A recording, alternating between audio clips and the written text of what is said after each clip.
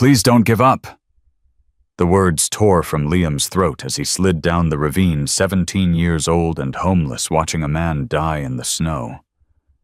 Blood steamed against white drifts. A Harley's wheel spun uselessly, and the leather cut on the dying man's back read "Hell's Angels President" in patches that should have made Liam run. Instead, he was begging a stranger to live. "Kid," the man rasped, pale eyes finding his through the dark. "You should have kept walking." "Yeah, well, I'm stupid like that." Liam's frozen hands fumbled for the phone in the man's vest. "Who do I call? Who comes for you?" "Everyone," the president whispered. "Call Tank. Tell him winter's coming early. Then get ready because you just saved the wrong man's life." Liam's hands were shaking so hard he almost couldn't grip the guardrail. Not from the cold, though God knew the Montana blizzard was trying to kill him. No, this was pure animal fear, the kind that comes when you realize you're about to do something monumentally stupid and you can't seem to stop yourself. The skid marks behind him told a violent story. Black rubber streaked across both lanes carved a desperate arc toward the shoulder, then punched through the metal barrier like it was made of aluminum foil. 20 feet down in the ravine, a man was dying. Liam could hear him breathing from up here, each breath a wet, rattling sound that made his stomach turn. "Hey!" Liam shouted into the wind. "Can you hear me?" The breathing stopped. For a horrible second, Liam thought that was it. Thought the man had just given up and let go. Then a voice came back so quiet, Liam almost missed it under the wind. "Sarah." Liam's throat tightened. He knew that tone, the way hope and grief could tangle together in a single word. He had used that same voice 3 years ago when he woke up in the hospital after his mother's boyfriend put him through a glass door asking for his mom, still stupid enough to think she might actually show up. She hadn't. "Not Sarah," Liam called back. "Just someone who heard you crash. I'm calling 911. He pulled out his phone. The screen lit up his face in the dark, no service. Of course. Middle of nowhere Christmas Eve blizzard coming down like God was trying to bury the whole state.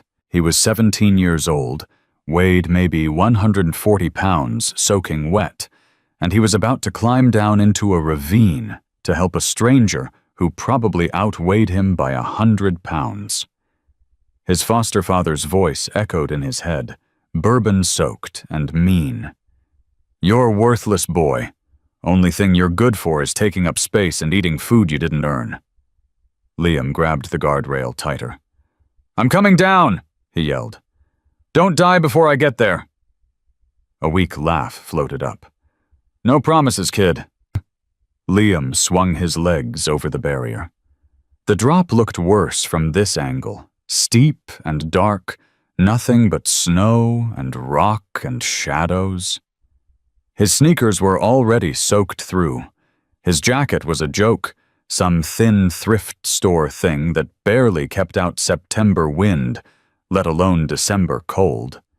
He had $8 in his pocket, a backpack with 2 shirts, and a photo of his little half-brother, and absolutely no business trying to save anyone. He jumped anyway. The hill swallowed him. His feet went out from under him immediately, and then he was sliding, tumbling, grabbing at frozen bushes that snapped in his hands like matchsticks. Something sharp caught his cheek. His shoulder slammed into a rock. For a second, the world was just white and black and pain, and then he crashed into something solid and stopped. The Harley. Up close, the damage was catastrophic. The front end was accordioned, the handlebars twisted into abstract art fluids leaking into the snow in a dark, spreading stain. And underneath it, pinned from the thigh down, was the biggest man Liam had ever seen. Not fat. Big. Broad-shouldered, thick-armed, with a gray-streaked beard, and a face that looked like it had been in 100 fights, and won most of them. He wore a leather vest covered in patches, and even in the dark, Liam could read the words across the top, Hell's Angels. Across the bottom, Montana. And in the center, bigger than the rest, President. Liam's blood went cold in a way that had nothing to do with the weather. "Oh, hell," he whispered. The man's eyes cracked open. They were pale blue, sharp, even through the pain. "You cuss like a church kid," he rasped. "I am a church kid," Liam shot back without thinking. "Foster care shuffles you through every denomination eventually." "Foster care." The man said it like he was tasting something bitter. "How old?" 17. "How crushed is your leg?" "Feels like someone put it in a vice and turned it till the bones kissed. But I can wiggle my toes, so that's something." He coughed, and blood flecked his lips. "Name's Axel. Axel Kane. Most people call me Reaper." "That's supposed to make me feel better about this situation." "No." Axel's mouth twitched. "That a real smile, or are you going into shock?" "Both." Liam knelt in the snow beside him, ignoring the way his knees immediately went numb. "Phone's dead. No service. You got one? Inside pocket, left side." Liam reached into the leather vest, fingers clumsy with cold. The vest was warm from body heat, soaked with blood on one side. He found the phone and pulled it out. The screen was cracked, but functional, and miracle of miracles, it had 2 bars of service. "Who do I call?" Liam asked. 911 first, Axel said. His breathing was getting worse, shallower. "Then, there's a contact, Tank. Tell him Winter's coming early. He'll understand." "That's the worst code phrase I've ever heard." "Kid, if you live long enough to hear better ones, count yourself lucky." Liam dialed 911. The line rang, and rang, and rang. Finally, a dispatcher picked up. 911, what's your emergency? Motorcycle accident on Highway 287, about 15 miles outside Bozeman. Single vehicle driver trapped. He's bleeding and... The line crackled. "Hello? Can you hear me?" More static. Then nothing. "Call dropped," Liam said. His hands were shaking again. "Service is barely there. They might not have gotten the location." "Then call Tank," Axel said. His voice was fading. "Speed dial 3. Liam found the contact and pressed call. It rang once. "Reaper!" The voice on the other end was deep, rough, immediately alert, despite the late hour. "Where are you?" "This isn't Reaper," Liam said quickly. "My name's Liam. I found him in a ravine off 287. His bike went through the guardrail. He's pinned and losing blood. I called 911, but the line dropped." Silence. Then, "Put him on." "He can barely talk." "I said put him on." Liam held the phone to Axel's ear. "It's Tank." Axel's eyes focused with visible effort. "Winter's coming early," he rasped. Then his eyes found Liam again, sharp despite the pain. "Kid's name is Liam. Liam Bennett." The silence on the other end of the line stretched so long Liam thought the call had dropped again. When Tank spoke again, his voice had changed. Gone quiet and dangerous. "Bennett. You sure? Dead sure. How old is he? 17. Another pause. "We're coming. 20 minutes. Keep him warm. Keep him awake. Don't let him close his eyes." The line went dead. Liam stared at the phone. "Why did your friend sound like my last name just ruined his night?" "Because it did," Axel said. He was smiling, though, or trying to. "You got siblings, Liam Bennett." "Half-brother, Jake. He's 9. Lives with his dad in Spokane." "Why, your father. What was his name?" Liam's jaw tightened. "David. David Bennett. Died in a car crash when I was 2. Never met him." Axel closed his eyes. When he opened them again, they were wet. "I knew your father," he said quietly. "He saved my life." The world tilted sideways. What? 15 years ago. Cartel ambush outside Billings. 4 guys with automatic weapons caught us in a warehouse, pinned us down. We were dead. Then this Fed comes through the door like he's bulletproof, takes out 2 of them before they even know he's there, gives us time to fight back. Took a bullet in the process. Nearly died. Liam's hands had gone numb. You're lying. Kid, I'm dying. I don't have the energy to lie. Axel coughed again, harder this time. Your father was ATF. Deep cover. He saved us, then he disappeared. We tried to find him, tried to repay the debt, but he was gone. Witness protection, we figured. And now here you are.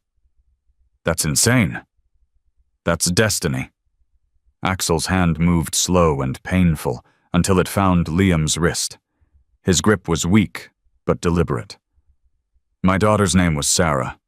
She was 17 when she died. 5 years ago. Drunk driver T-boned her at an intersection. She was 2 weeks from graduation. Liam's throat closed up. When I saw you up on that highway, Axel continued, when you called down, for a second I thought... He trailed off. I'm not a good man, Liam. I've done things that would keep you up at night. But I loved my daughter. And I owe your father everything. So if you're asking why Tank sounded like your name changed his world, that's why. Because the club's been looking for David Bennett's family for 15 years, and you just fell out of the sky on the worst night of my life. Or the best, Liam heard himself say. Axel's laugh was broken and wet. Yeah, maybe that too.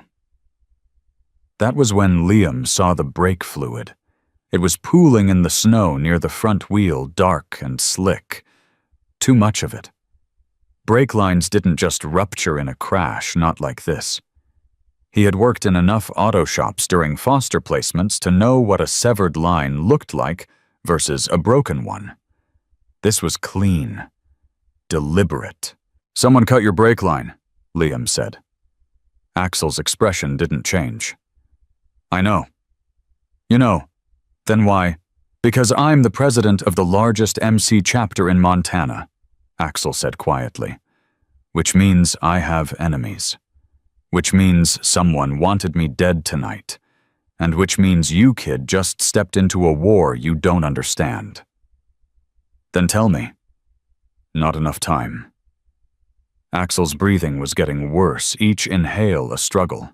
But when Tank gets here, when the boys arrive, you don't run. You hear me? You stay close. You tell them everything you saw. And you let them protect you. Why would I need protection? Because whoever cut my line knows I went off this road. And when they find out I survived, when they find out someone helped me, they're going to come looking. His grip tightened. Your father saved me once.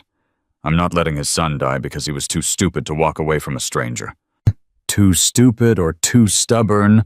Same thing. Liam shrugged off his backpack. Inside were his last 2 shirts, both thin cotton things that wouldn't keep anyone warm. He pulled them out anyway and pressed them against the worst of Axel's wounds, applying pressure the way he'd seen in a first aid video at school 3 years ago. What are you doing? Axel asked. Keeping you alive until your friends get here. Liam's teeth were chattering now, his core temperature dropping fast. You can repay your debt by not dying on me. Deal. Kid, you're freezing. Yeah, well, you're bleeding. I think you've got bigger problems. Axel stared at him for a long moment. Then he did something unexpected. He laughed. A real laugh, deep and genuine despite the pain. You got your father's mouth, he said. He used to talk back to me like that. Drove me crazy. Good. Means I'm doing it right. That was when they heard the engines. At first, Liam thought it was thunder. Then the sound separated into distinct rumbles, deep and mechanical, and growing louder by the second. He looked up at the highway and saw lights cresting the hill, dozens of them, a river of headlights flowing through the darks. That them? Liam asked. That's them. How many? All of them. The bikes arrived like an avalanche.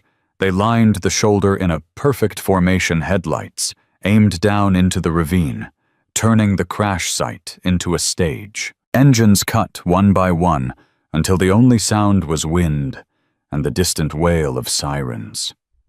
Men poured over the guardrail. Liam counted 20, then 30, then stopped counting. They moved with purpose, some sliding down the slope with practiced ease, others already pulling medical kits from their saddlebags. They all wore the same cut, the same patches, and they all moved like soldiers. The first one to reach them was massive. 6'4" at least, arms like tree trunks with dark skin and eyes that scanned the scene in 2 seconds flat.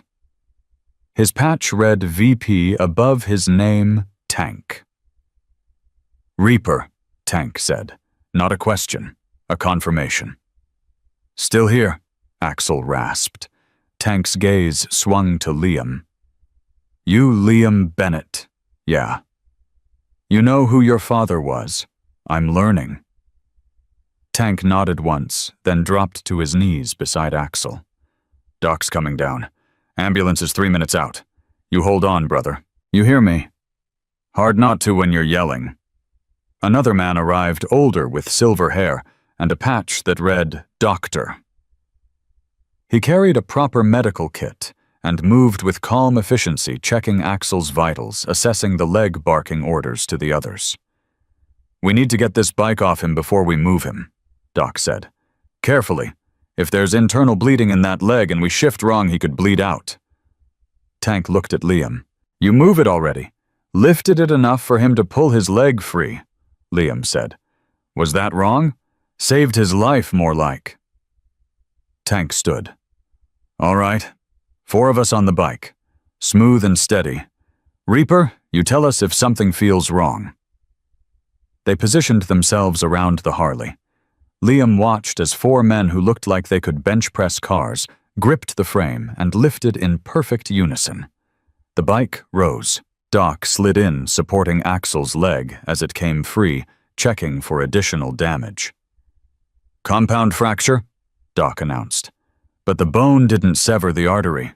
He's lucky." "Lucky," Axel muttered. "That's one word for it." Red and blue lights washed over the ravine as the ambulance arrived up top. Paramedics descended with a stretcher, moving fast but controlled. They strapped Axel down, started an IV, fitted an oxygen mask over his face. Tank gripped Axel's shoulder. "We'll follow you in, all of us." Axel's hand shot out, grabbed Liam's sleeve. Through the oxygen mask, his voice was muffled but clear. "Don't leave him alone." Tank's eyes found Liam again. "He's coming with us." They carried Axel up the slope. Liam stood in the ravine, suddenly aware that he was surrounded by 30 bikers in full colors, all of them watching him with expressions he couldn't read. His instinct screamed at him to run, but his legs wouldn't move. Tank walked back down. "You hurt? Just cold. You got somewhere to go tonight?" The question hit harder than it should have. Liam thought about the bridge underpass in Bozeman, where he'd slept the last 3 nights, the shelter that was full by 6 p.m., the 24-hour diner that let him sit in a booth until morning if he ordered coffee. "No," he said. Tank nodded like he'd expected that answer. "Then you're with us. Hospital first, then we figure out the rest." "I don't need charity." "Good, because I'm not offering it." Tank's voice was flat. "Your father saved our president's life 15 years ago. We've owed him a debt ever since. You just saved that same man's life tonight. That makes you family, kid, whether you like it or not. I don't even know you." "No, but we know you. We know what your father did for us. We know he died protecting his family from the blowback. And we know you just spent the last 20 minutes keeping Reaper alive in a blizzard when you could have walked away." Tank held out a hand. "Come on, let's get you warm before you freeze to death." Liam stared at the offered hand. Calloused, scarred, steady. He took it. Tank pulled him up the slope with one arm like he weighed nothing. At the top, someone pressed a leather jacket into Liam's hands, heavy and warm, and smelling like motor oil and cigarettes. Someone else handed him a helmet. "You ever been on a bike?" Tank asked. "No." "You're about to learn. Stay loose, lean with me. Don't fight the movement. Got it?" "Got it." Tank swung onto a matte black road. King kicked the engine to life. The rumble went through Liam's chest like a heartbeat. He climbed on behind Tank, wrapped his arms around a waist that felt like concrete. The convoy formed around them. Liam counted the lights in his peripheral vision, 50, 60, 70 bikes. Maybe more. They rolled onto the highway in perfect formation. Engines synchronized a thunder that made the ground shake. For the first time in 3 years since the night he ran away from his last foster home, with nothing but a backpack and broken ribs, Liam didn't feel alone. He felt terrified. He felt overwhelmed. He felt like he'd just jumped off a cliff and didn't know where he'd land. But he didn't feel alone. The hospital appeared ahead, lit up against the dark like a lighthouse. The convoy pulled into the parking lot, and every single bike found a spot lined up with military precision. Engines cut. The sudden silence was deafening. Tank dismounted. "Stay close. Answer their questions. Don't lie about anything. We've got lawyers if it comes to that." "Am I in trouble? Not from us. Maybe from whoever cut Reaper's brake line if they figure out you're a witness. But that's why you're not leaving our sight." Tank jerked his chin toward the entrance. "Let's move." They walked into the ER like an invasion. Nurses looked up, eyes wide. Security guards tensed. The receptionist's face went pale. Tank approached the desk. "Axel Kane. They just brought him in. Motorcycle accident. Where is he?" "Sir, I can't." "Yes, you can." Tank's voice never rose, but something in it made the woman's objection die mid-sentence. "We're not here to cause trouble. We're here for our brother. Now tell me where he is." She swallowed. "Trauma Bay 3, but only family." "He's family," Tank said, nodding at Liam. "Father saved Axel's life. Kid just did it again. He gets in." The receptionist looked at Liam, took in his soaked clothes, his split cheek, the way he was shivering, despite the jacket someone had draped over him. "Room 7, she said quietly. "Down the hall, second left. But only him." Tank put a hand on Liam's shoulder. "Go. We'll be right here." Liam walked down the hall on legs that felt like they belonged to someone else. Every step echoed. Every breath tasted like antiseptic and fear. He found room 7, pushed open the door. Axel lay on the gurney tubes and wires running everywhere. His eyes were closed. For a horrible second, Liam thought he was too late. Then Axel's eyes opened. "You came," he rasped. "Yeah, well, you told me not to leave you alone." Liam moved closer, stood beside the bed. "They say you're going to make it. Doctors think so. I'm not convinced." Axel's hand moved, found Liam's. "Thank you." "For what?" "For not walking away. For being your father's son. For giving an old man hope that maybe he's not as damned as he thought." Liam's throat tightened. "I didn't do it for you." "I know. You did it because it was right. That's better." Axel's grip tightened. "Listen to me. The men outside, they're going to offer you things. A place to stay. Work. Protection. You don't have to take any of it. Your debt is paid, kid. You saved my life. We're even." "Doesn't feel even. It never does." Axel's eyes drifted closed, then forced themselves open again. "But if you walk out that door, and I never see you again, that's fine. You owe me nothing. You owe us nothing. You're free. You understand?" Liam looked down at their joined hands. Axel's knuckles were scarred, the skin rough. His own were smooth, unmarked, the hands of someone who hadn't lived enough yet to earn calluses. "What if I don't want to walk away?" Liam heard himself ask. Axel's eyes sharpened. "Then you need to understand what you're choosing.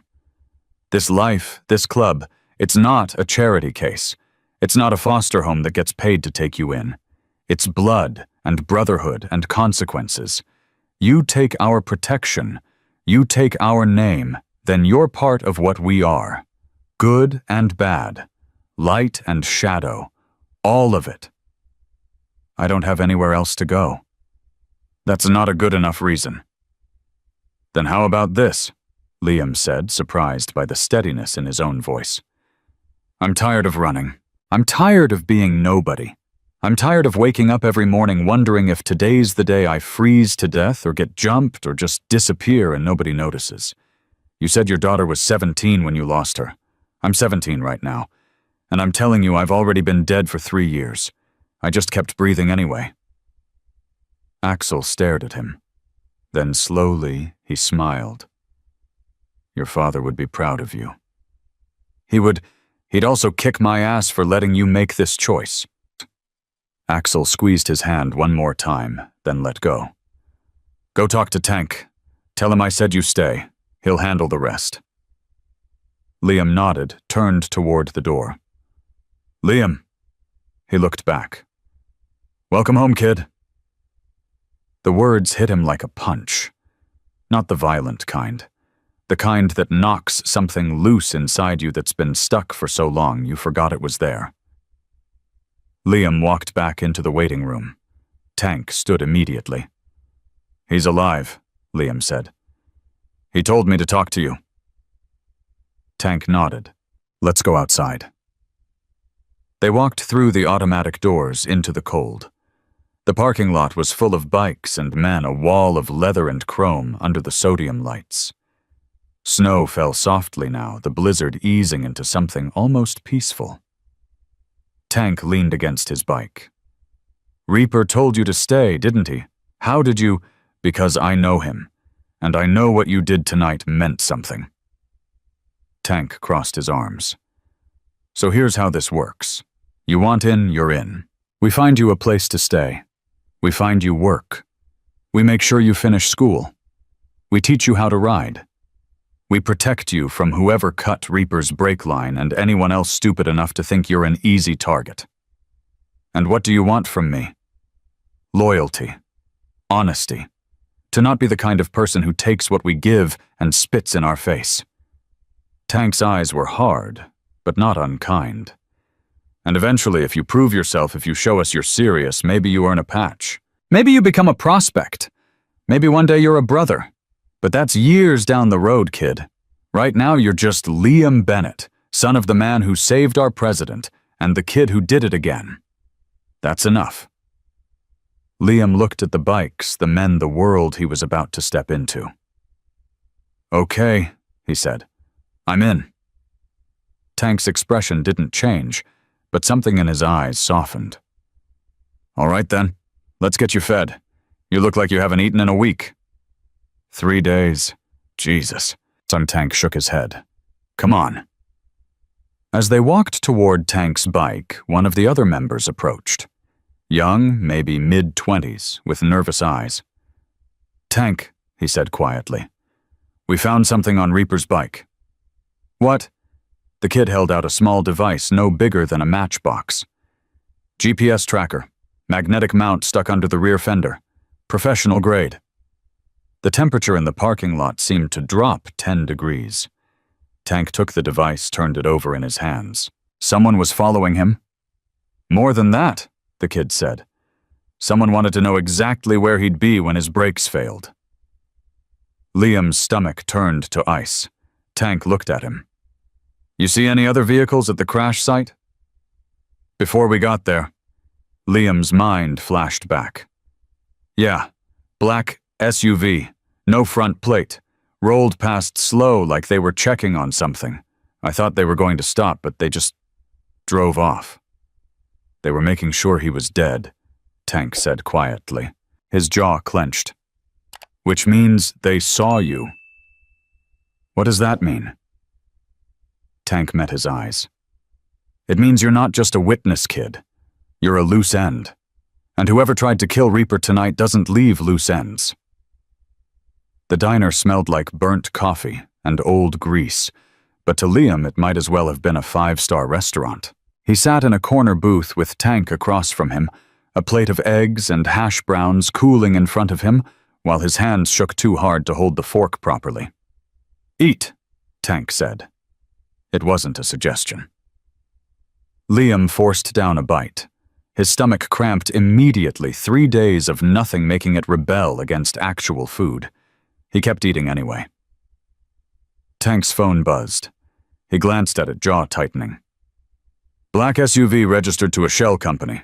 Traces back to Marcus Vega," and the name meant nothing to Liam. "Who's that?" "President of the Iron Cross MC. Used to be Reaper's best friend back before things went to hell." Tank set the phone down. They grew up together, built the club together. Then Marcus's brother got killed in a bar fight with some of our guys, and Marcus decided we were responsible. Been trying to take us down ever since. So he cut the brake line. That's the theory. Tank leaned back. But Marcus isn't stupid. He wouldn't do it himself, and he sure as hell wouldn't make it obvious. He'd hire it out, keep his hands clean, make sure it looked like an accident. Except I saw his people at the crash site. Which means they screwed up. Which means Marcus is going to be pissed. Which means he's going to want to fix his mistake. Tank's eyes locked on Liam. "And you're the mistake, kid." The eggs turned to ash in Liam's mouth. "So what do? We keep you alive long enough to figure out our next move." Tank flagged down the waitress, a tired woman with kind eyes, who refilled his coffee without being asked. "You got any money?" $8. "Family you can call. Half-brother in Spokane, but he's 9 and lives with his dad. They don't want me around." "Friends." Liam just looked at him. Tank nodded slowly. "Yeah, I figured." He pulled out his wallet, dropped 3 20s on the table. "Pay the bill. Keep the change. Consider it the first installment on what we owe your father." "I don't want charity." "Then earn it. We're putting you to work." Tank stood. "Come on, we've got a stop to make." They rode through Bozeman in the dark. The streets empty, except for a few drunks stumbling home from bars. Liam held on to Tank's waist, the vibration of the engine working its way into his bones. He'd never been on a motorcycle before tonight, and some small part of his brain was screaming that this was insane, that he should run, that nothing good came from getting tangled up with men who wore their crimes like badges. But another part, the part that had kept him alive through 3 years on the street, whispered something different. These men had shown up for one of their own. They hadn't asked questions. They hadn't hesitated. They'd just come, all of them, a wall of leather and loyalty that Liam had never seen before. Tank pulled into the parking lot of a run-down motel. The sign flickered Mountain View Inn. The only mountain in view was a pile of plowed snow in the corner of the lot. "Room's already paid for," Tank said as they dismounted. "1 week.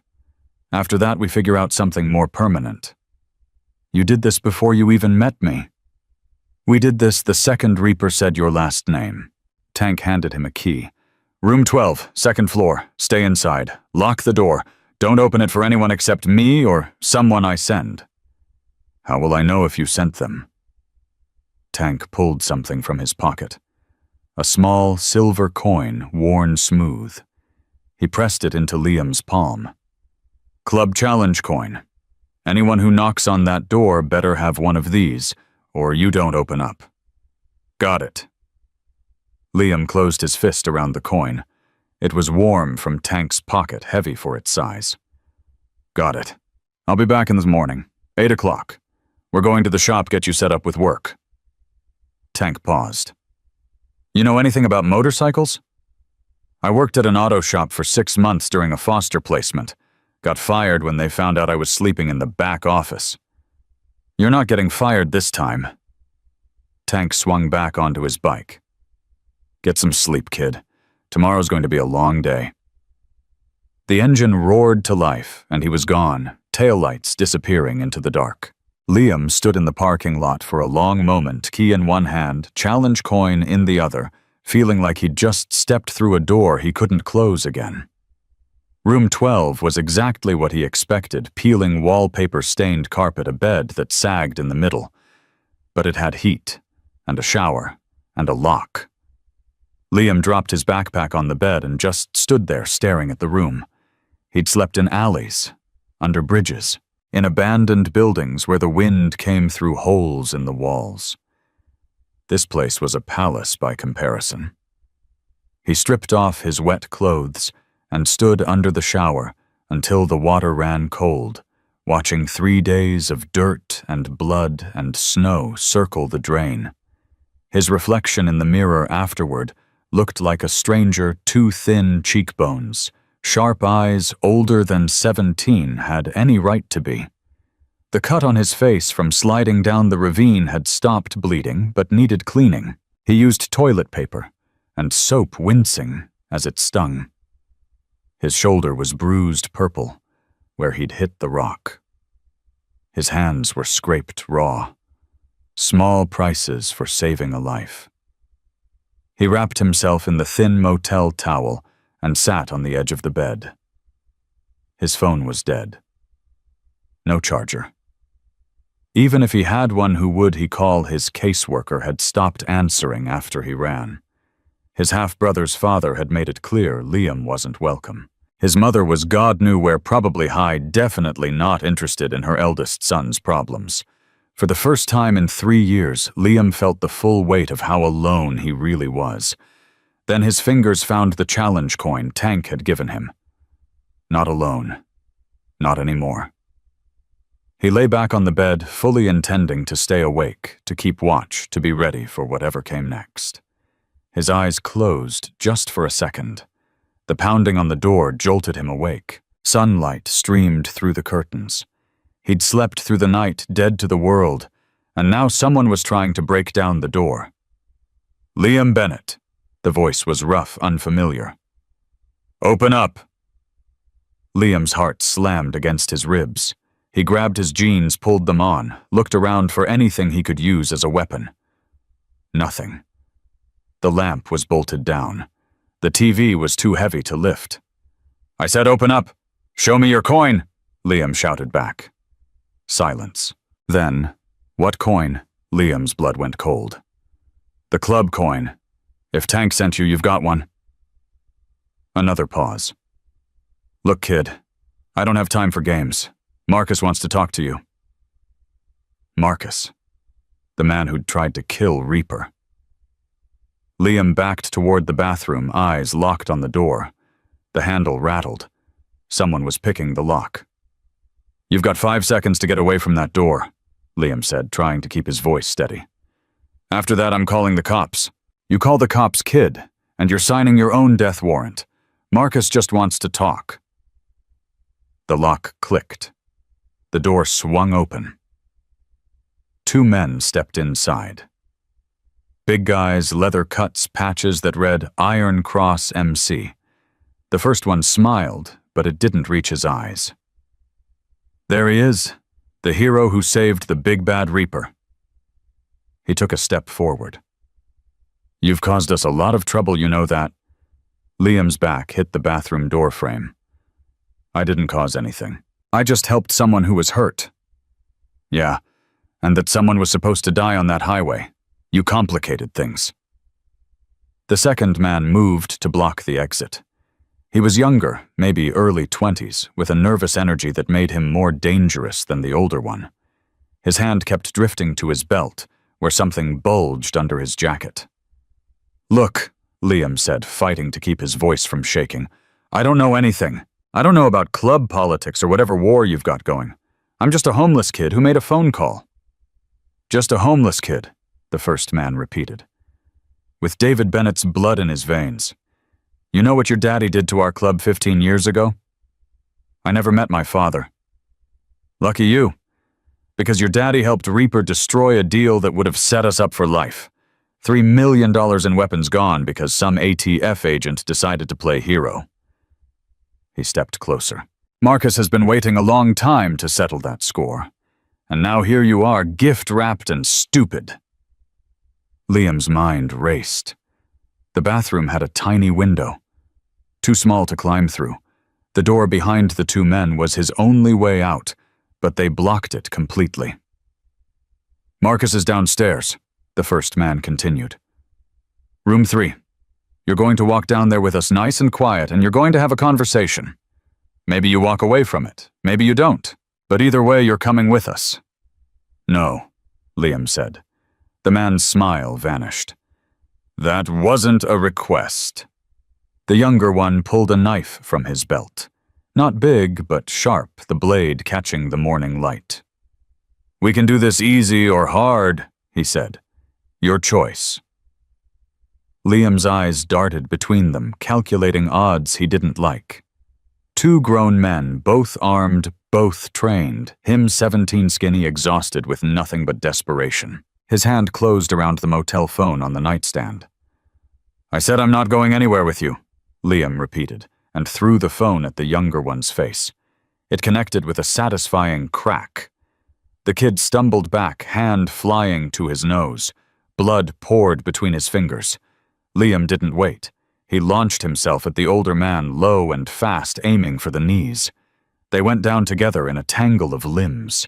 Liam's fist connected with something soft. The man grunted, threw an elbow that caught Liam in the temple.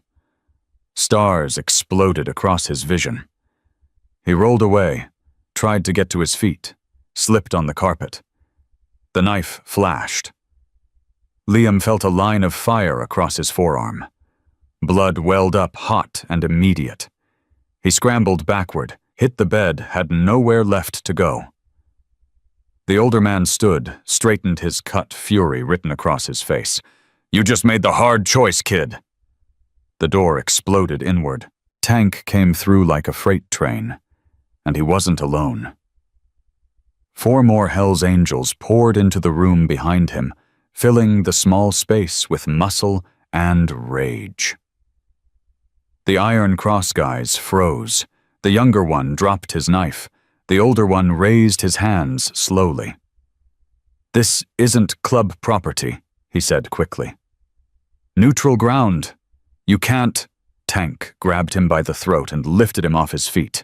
You just broke into a room where we're protecting someone. You pulled a weapon on a kid under our watch. You want to tell me again what I can't do?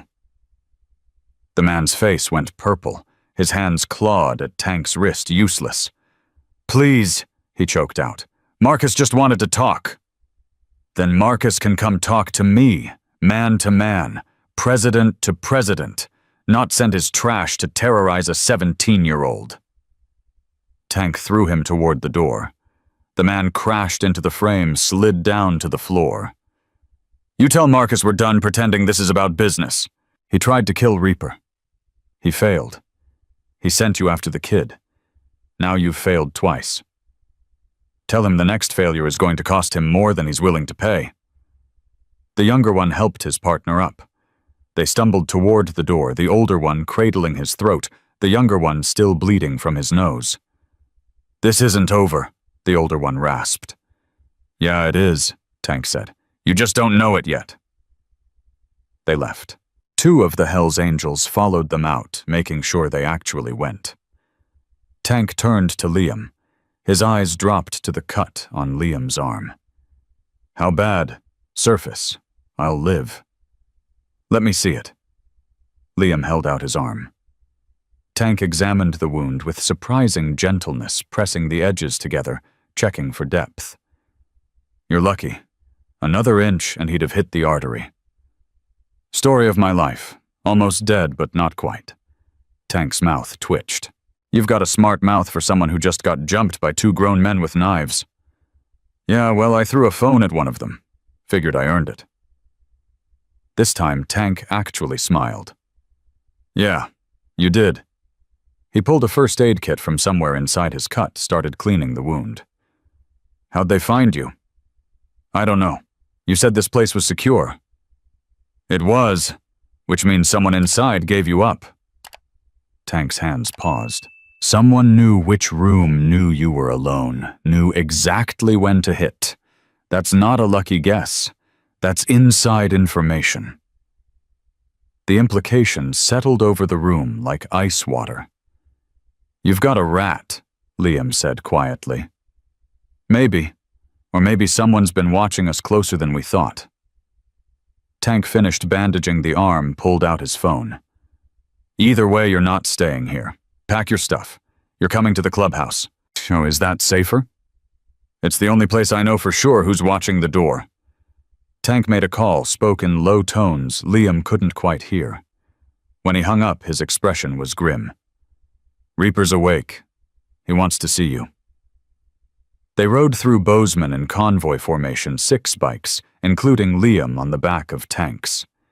People stared as they passed. A mother pulled her kid closer. A cop car slowed, watched them go by, didn't follow. The hospital parking lot was already full of Hell's Angels by the time they arrived. Liam counted at least 40 bikes more than last night. Word had spread. Inside, the tension was thick enough to choke on. Nurses gave them wide berth. Security guards watched, but didn't approach. Tank led Liam through the maze of hallways to Reaper's room. The president looked worse in daylight. Pale, drawn tubes running everywhere, leg elevated and wrapped thick. But his eyes were sharp when they tracked Liam entering. Heard you had a rough morning, Reaper said. Heard you lived through the night, Liam shot back. We're both full of surprises. Reaper's laugh turned into a cough. When it settled, he gestured for Tank to close the door. Tell me everything. Liam recounted the attack, Tank filling in details. By the end, Reaper's jaw was clenched so tight Liam could hear his teeth grinding. Marcus is making this personal, Reaper said finally. He doesn't care about club politics anymore. This is about revenge. His brother's been dead 10 years, Tank said. Why now? Because I'm vulnerable. Surgery recovery out of commission for weeks. He sees an opportunity. Reaper's eyes found Liam. And you're the perfect pressure point. David Bennett's son, the kid who saved my life. Kill you and he hurts me worse than any bullet could. So what do we do? Liam asked. We adapt. Reaper shifted in the bed, wincing. Tank call church for tonight, full patch. We vote on how to handle Marcus. Already done? 7 o'clock? Good. Reaper looked at Liam again. You're going to stay at the clubhouse. Not as a guest, not as charity. You're going to work. Prospect duties.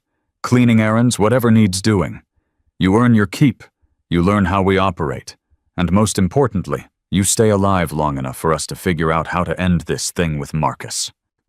What if I don't want to be part of this? The question came out before Liam could stop it. Reaper's expression didn't change. Then we set you up somewhere else. New city, new name, enough money to start over. Witness protection light. You'd be safe, but you'd be alone. And if I stay, then you're family, which means we protect you, teach you, give you a future. But it also means you're in this life with all the ugly that comes with it. The violence, the danger, the fact that men like Marcus exist, and sometimes they come for the people you care about. Liam thought about the motel room, the knife, the blood on his arm, the way Tank and his crew had burst through that door without hesitation, ready to fight for someone they barely knew. He thought about his father, a man he'd never met, who'd saved these people, and paid for it with his life. He thought about the last 3 years sleeping in the cold, eating from dumpsters, invisible to a world that didn't care if he lived or died. I'm staying, Liam said. Reaper nodded slowly. Then understand this. You're David Bennett's son. That name carries weight here. It carries debt, and it carries danger. Marcus knows who you are now. Others will too. Your father was a hero to us, but he was an enemy to a lot of people. Those people are still out there. What did he do exactly? Liam asked. "Everyone keeps saying he saved you, but nobody's telling me the whole story." Reaper and Tank exchanged a look. "You want to tell him?" Tank asked. "He deserves to know." Reaper settled back against his pillows. 15 years ago, we were moving guns. A lot of guns. Military surplus bought off corrupt officials meant for cartels down south. $3 million deal. Biggest payday the club had ever seen. Your father was deep cover ATF had been for 2 years. We didn't know. Nobody knew. He'd earned his patch, his trust, everything. Liam's stomach turned. The deal was going down in a warehouse outside Billings. 50 crates, all clean serial numbers, ready to ship.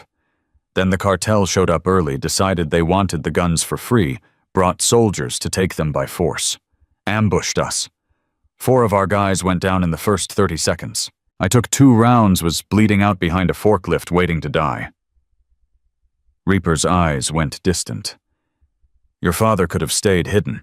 Could have let us die, secured the evidence, closed the case, been a hero. Instead, he dropped his cover, came in shooting, gave us time to fight back. Saved my life. Saved half the club. But the deal was burned, the guns destroyed, and every criminal organization involved now knew David Bennett was ATF. So they came after him, Liam said quietly. Not just him. His pregnant wife. You before you were even born. The cartel put a contract on your whole family. Reaper's voice was flat. We helped him disappear. Witness protection, new names, new life. We thought that was the end of it. But it wasn't. Car crash 2 years later. Officially an accident. But your father was a careful driver and the brake line was cut clean. Tank's voice was bitter.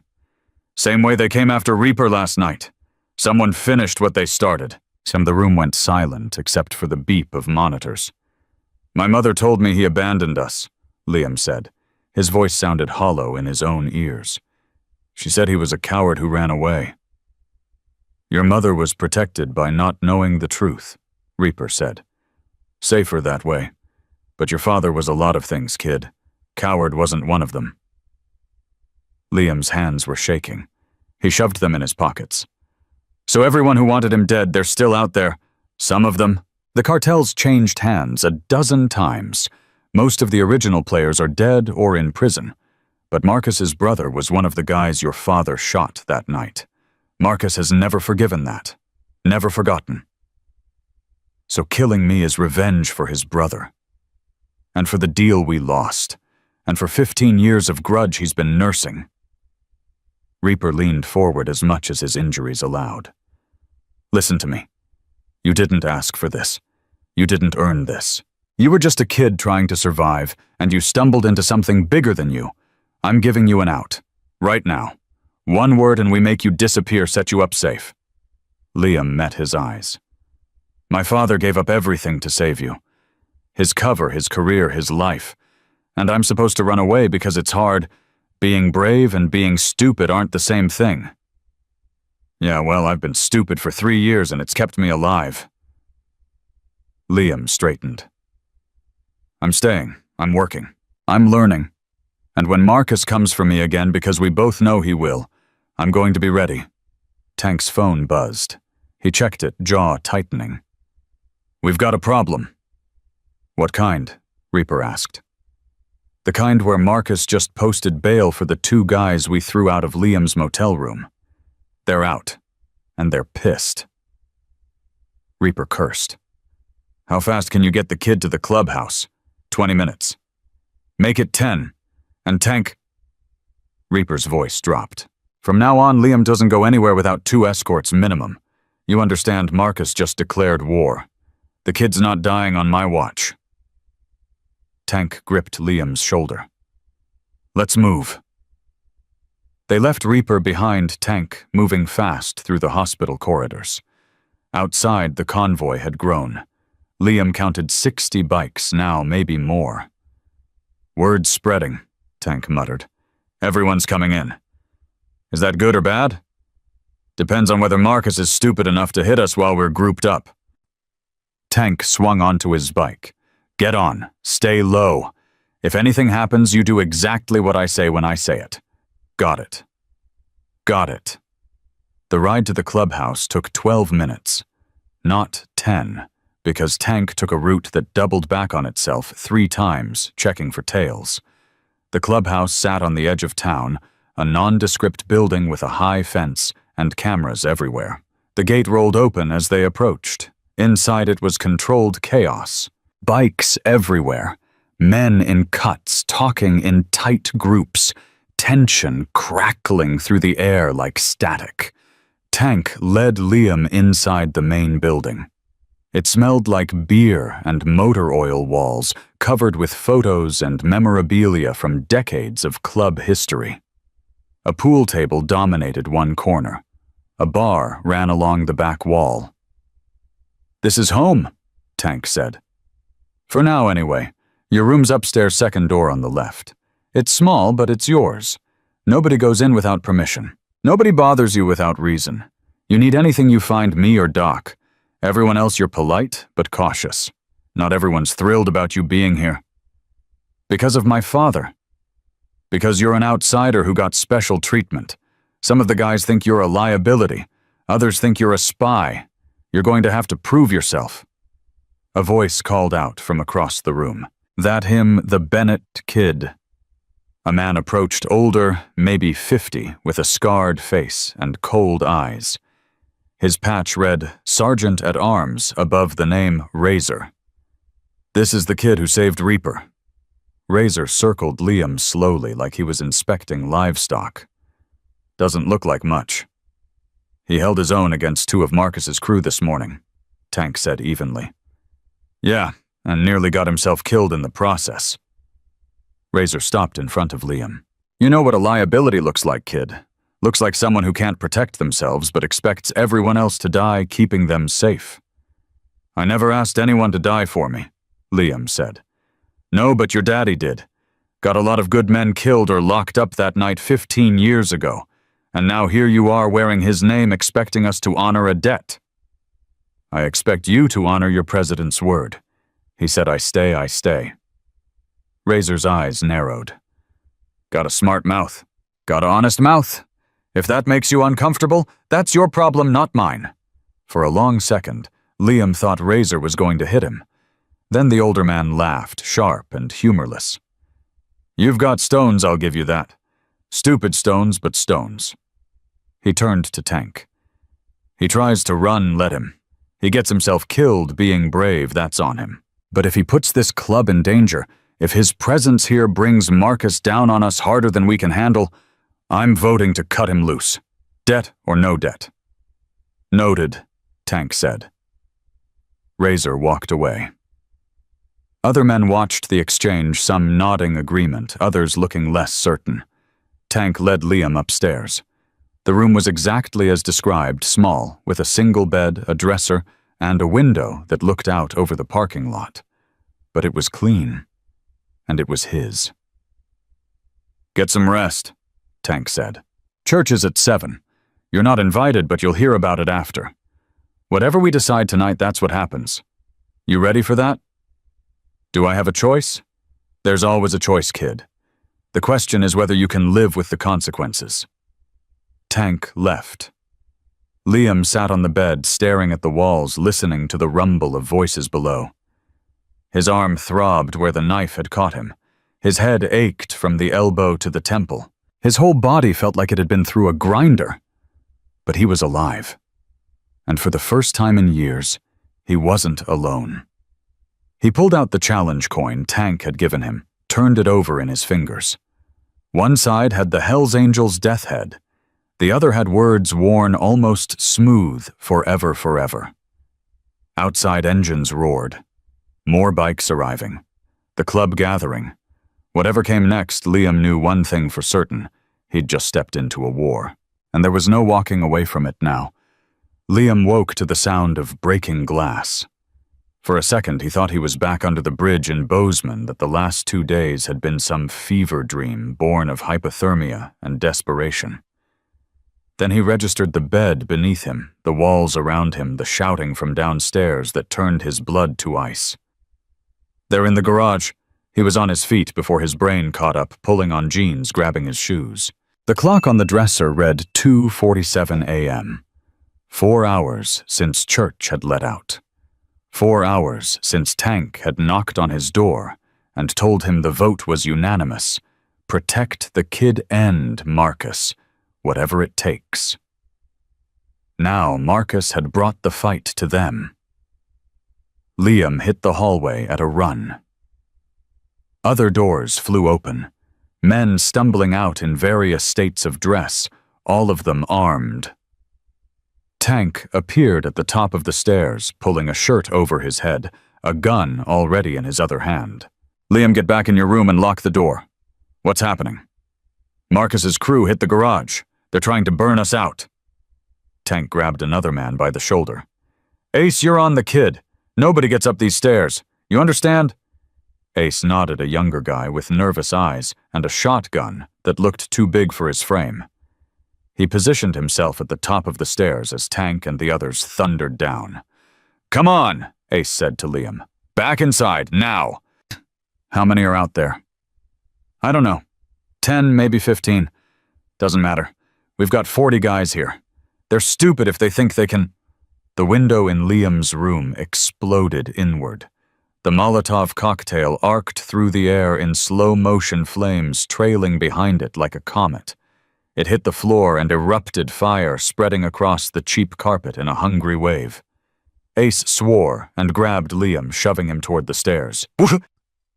They made it 3 steps before the second window went this one at the end of the hall. Another bottle, another explosion of flame. The hallway filled with smoke in seconds. They're trying to trap us upstairs, Liam choked out. No kidding. Ace fired the shotgun out the broken window, pumped, fired again. Get downstairs. Go! Liam didn't wait. He took the stairs 2 at a time, hit the main floor, and ran straight into chaos. The garage door had been blown open, metal twisted and smoking. Men in iron crosscuts poured through, some with guns, others with bats and chains. The Hells Angels met them head-on, the 2 groups colliding in the center of the room like waves crashing. Tank was in the thick of it, moving like a man half his size, his fists landing with brutal efficiency. Doc had someone in a chokehold. Razor was on his back, 3 men trying to pin him, his knife flashing in the emergency lights. Liam, a voice to his right. Cole, the young prospect, Liam vaguely remembered from the hospital parking lot, was pressed behind an overturned pool table. Get down! Liam dove as a bullet punched through the wall where his head had been. He scrambled across the floor, slid in next to Cole. You armed? Cole asked. Do I look armed? Cole shoved a crowbar into his hands. You are now. Stay close to me. We get separated, you're dead. Encouraging. The fire alarm started screaming. Smoke poured down the stairs, thick and black. Through the haze, Liam saw Tank slam someone's head into the bar, turn, take a hit to the ribs that should have dropped him, but didn't.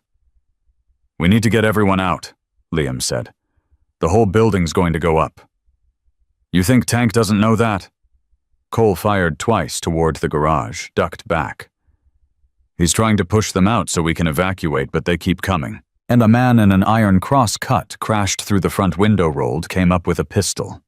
He aimed at Tank's back. Liam moved without thinking. He launched himself from behind the pool table, crowbar raised, and brought it down on the man's wrist. Bones cracked. The gun clattered away. The man howled and spun, fist connecting with Liam's jaw, hard enough to send him sprawling. Stars exploded across his vision. He tasted copper. The man advanced, pulling a knife from his boot. You're the Bennett kid, the man snarled. Marcus wants you alive. Didn't say in what condition. He lunged. Liam rolled, felt the knife scrape across his shoulder blade, came up swinging the crowbar wild. It connected with something soft. The man grunted, staggered. Cole appeared, slammed his gun into the man's temple. He went down hard. I said stay close, Cole panted, pulling Liam to his feet. I'm working on it. More Hell's Angels poured in from the back rooms, and suddenly the tide shifted. The Iron Cross fighters started pulling back, throwing chairs and bottles as they retreated toward the blown garage door. Tank's voice cut through the chaos. Let them run. Everyone out now. Building's compromised. They evacuated in a controlled stampede, men grabbing valuables, weapons, anything they could carry. Liam stumbled into the parking lot with Cole, both of them coughing smoke, and watched the clubhouse burn. Flames licked out the upstairs windows, now orange and hungry against the night sky. Sirens wailed in the distance. Someone was screaming into a phone about fire trucks and ambulances. Tank did a head count, his face grim in the firelight. Anyone missing? Razor's still inside, someone shouted. He went back for the club records. Damn it! Tank moved toward the building. Wait! Liam grabbed his arm. You can't go back in there. Those records are our history. 50 years of the club. Births, deaths, everything. Tank shook him off. I'm not losing them. You'll die. Then I die protecting what matters. He was 3 steps toward the door when part of the roof collapsed inward with a roar that sounded like God giving up. Flames shot 30 feet into the air. The heat pushed everyone back. Tank stood frozen, staring at the inferno.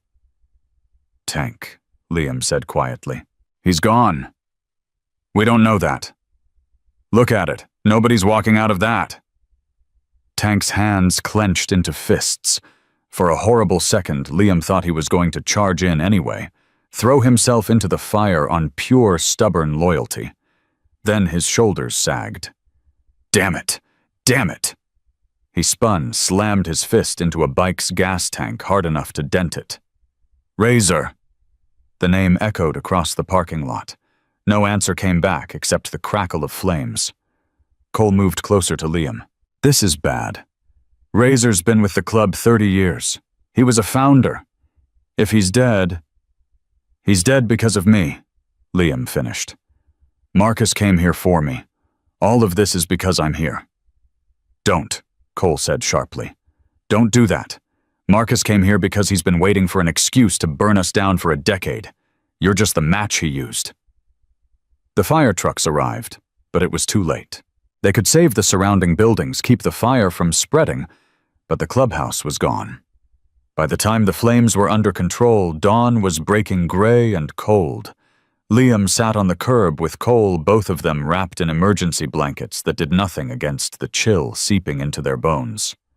Around them, Hell's Angels stood in small groups, talking in low voices, some crying openly. Tank approached his face, streaked with soot, and something that might have been tears. Razor's body in there? Liam asked. Don't know. Won't until the fire marshal clears it. Tank sat down heavily between them. But he went in. We all saw it. If he made it out, someone would have seen. I'm sorry, Liam said. Not your fault? Everyone else seems to think it is. Liam nodded toward a group of men watching him with undisguised anger. I heard what they were saying. That I'm bad luck. That the club's burning because of me. That the club's burning because Marcus Vega is a psychopath who can't let go of a grudge. Tank's voice was flat. But yeah, some of the brothers are going to blame you. Human nature. They need someone to point at, and you're here. Maybe I should go. Where? Tank looked at him. You think Marcus is going to stop hunting you if you leave? You think you'll be safer on your own? At least your people won't keep dying. Cole snorted. You really think we were safe before you showed up? Marcus has been picking at us for years. 3 brothers dead in the last 18 months, all in accidents that weren't quite accidents. You didn't start this war, Liam. You just gave Marcus an excuse to escalate. A car pulled into the parking lot, a black sedan that had police written all over it, despite the lack of markings. 2 detectives got out, both in rumpled suits that said they'd been pulled from sleep. Here we go, Tank muttered. Don't say anything stupid. Actually, don't say anything at all. Let me handle it. The older detective approached Badge, already out. I'm Detective Morrison. This is Detective Chen. We need to speak with whoever's in charge. That'd be me, Vice President. President's in the hospital. Tank stood. And before you ask, no, we don't know who did this. Came out of nowhere, attackers wore masks, we fought back, they ran. That's the story. Morrison's eyes swept the scene. Funny how came out of nowhere looks a lot like an organized hit. We've got witnesses reporting at least a dozen motorcycles fleeing the scene, all heading east. Same direction as the Iron Cross clubhouse.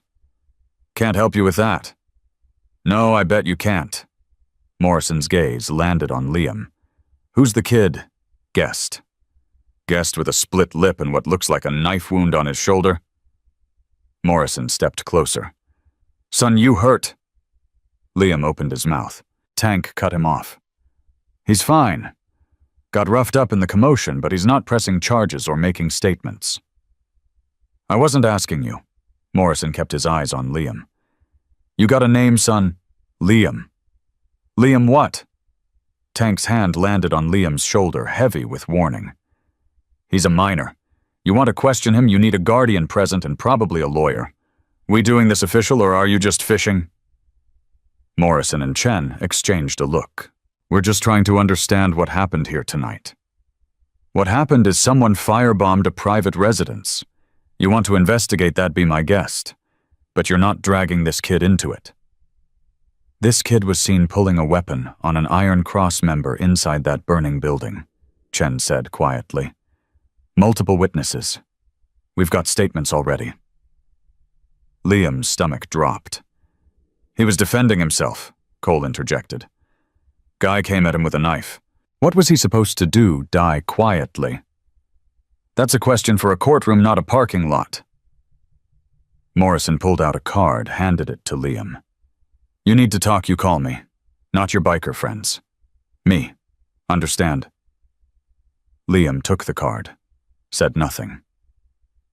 The detectives left, but their presence lingered like smoke. Tank waited until they were gone before turning to Liam. They're going to come at you hard. Accessory to assault may be worse if they can tie you to any of the injuries inside.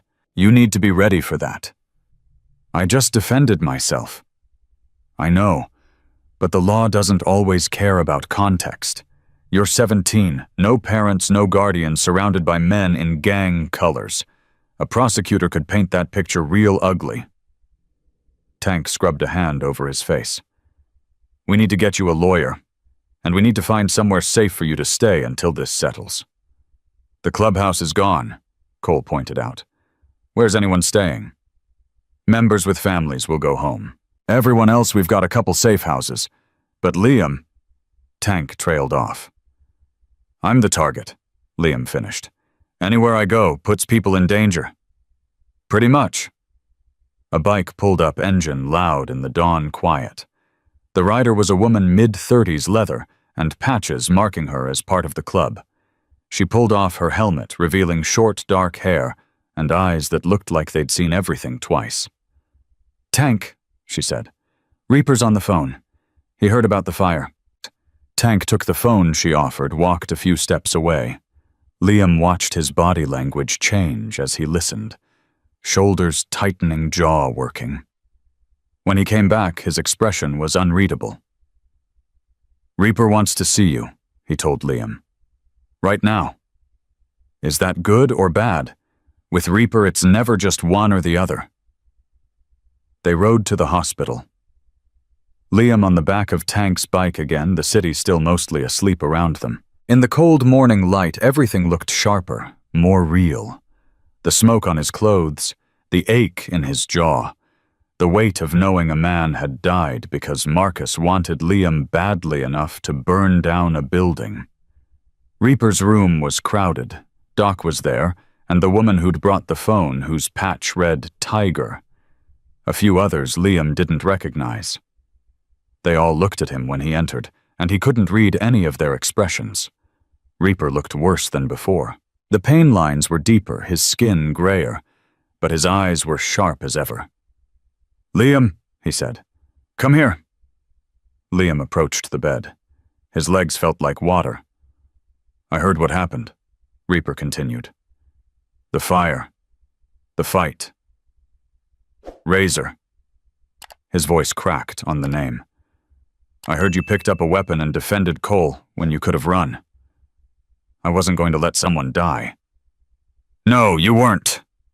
Reaper's hand shot out, grabbed Liam's wrist. Listen to me. This club is 50 years old. We've survived wars with cartels, feds, other clubs. We've lost brothers before. We'll lose brothers again. That's the life. But we've never lost our heart. And right now, watching you stand here covered in smoke and blood because you wouldn't abandon someone, I'm reminded why we do this. Why we choose this family. Razor's dead because of me. Razor's dead because he ran into a burning building to save history. That was his choice. Just like helping me on that highway was yours. Just like fighting beside Cole was yours. You don't get to take responsibility for other people's courage. Reaper squeezed his wrist. But you do need to understand what comes next. What's that? Marcus isn't done. He's going to escalate. That fire was personal. Burning the clubhouse, that's a declaration. He's not trying to kill us quietly anymore. He wants everyone to know he can touch us whenever he wants. Tank stepped forward. We voted this morning. Before dawn, while the fire was still burning. Emergency church. Unanimous decision. We're going after Marcus, Doc said. Full force. No more half measures. No more playing defense. We end this. Liam's blood went cold. You're going to war. Because of me. We're going to war because Marcus forced our hand, Reaper corrected. But there's something you need to know. Something we found out during church. Tiger pulled out a folder, handed it to Reaper. He opened it with shaking hands, pulled out a photograph. Recognize him? Liam looked at the photo. A man in his 40s, hard eyes, graying hair. Something about the face was familiar, but wrong. Like looking at a reflection through warped glass. No, Liam said. Should I? His name is Jackson Vega, Marcus's cousin. Also happens to be a lieutenant in the Bozeman PD. Reaper let that sink in. He's the one who's been feeding Marcus information. How to find you. When you'd be alone. Where we keep our safe houses. The ground tilted under Liam's feet. A cop. Not just any cop.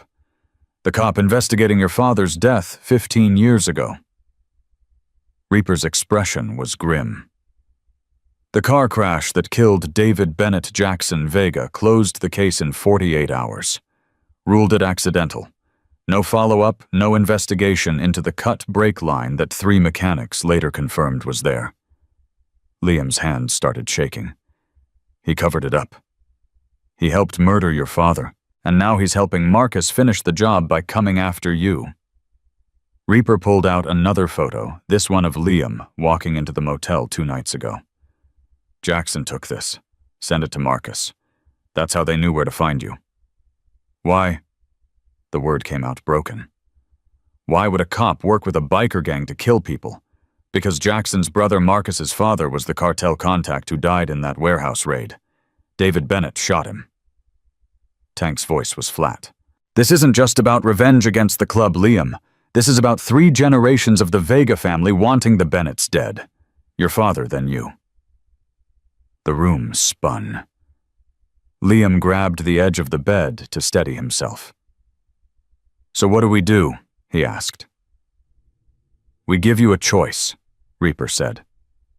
We can put you on a bus tonight. New city cash in hand, a phone number for emergencies. You disappear.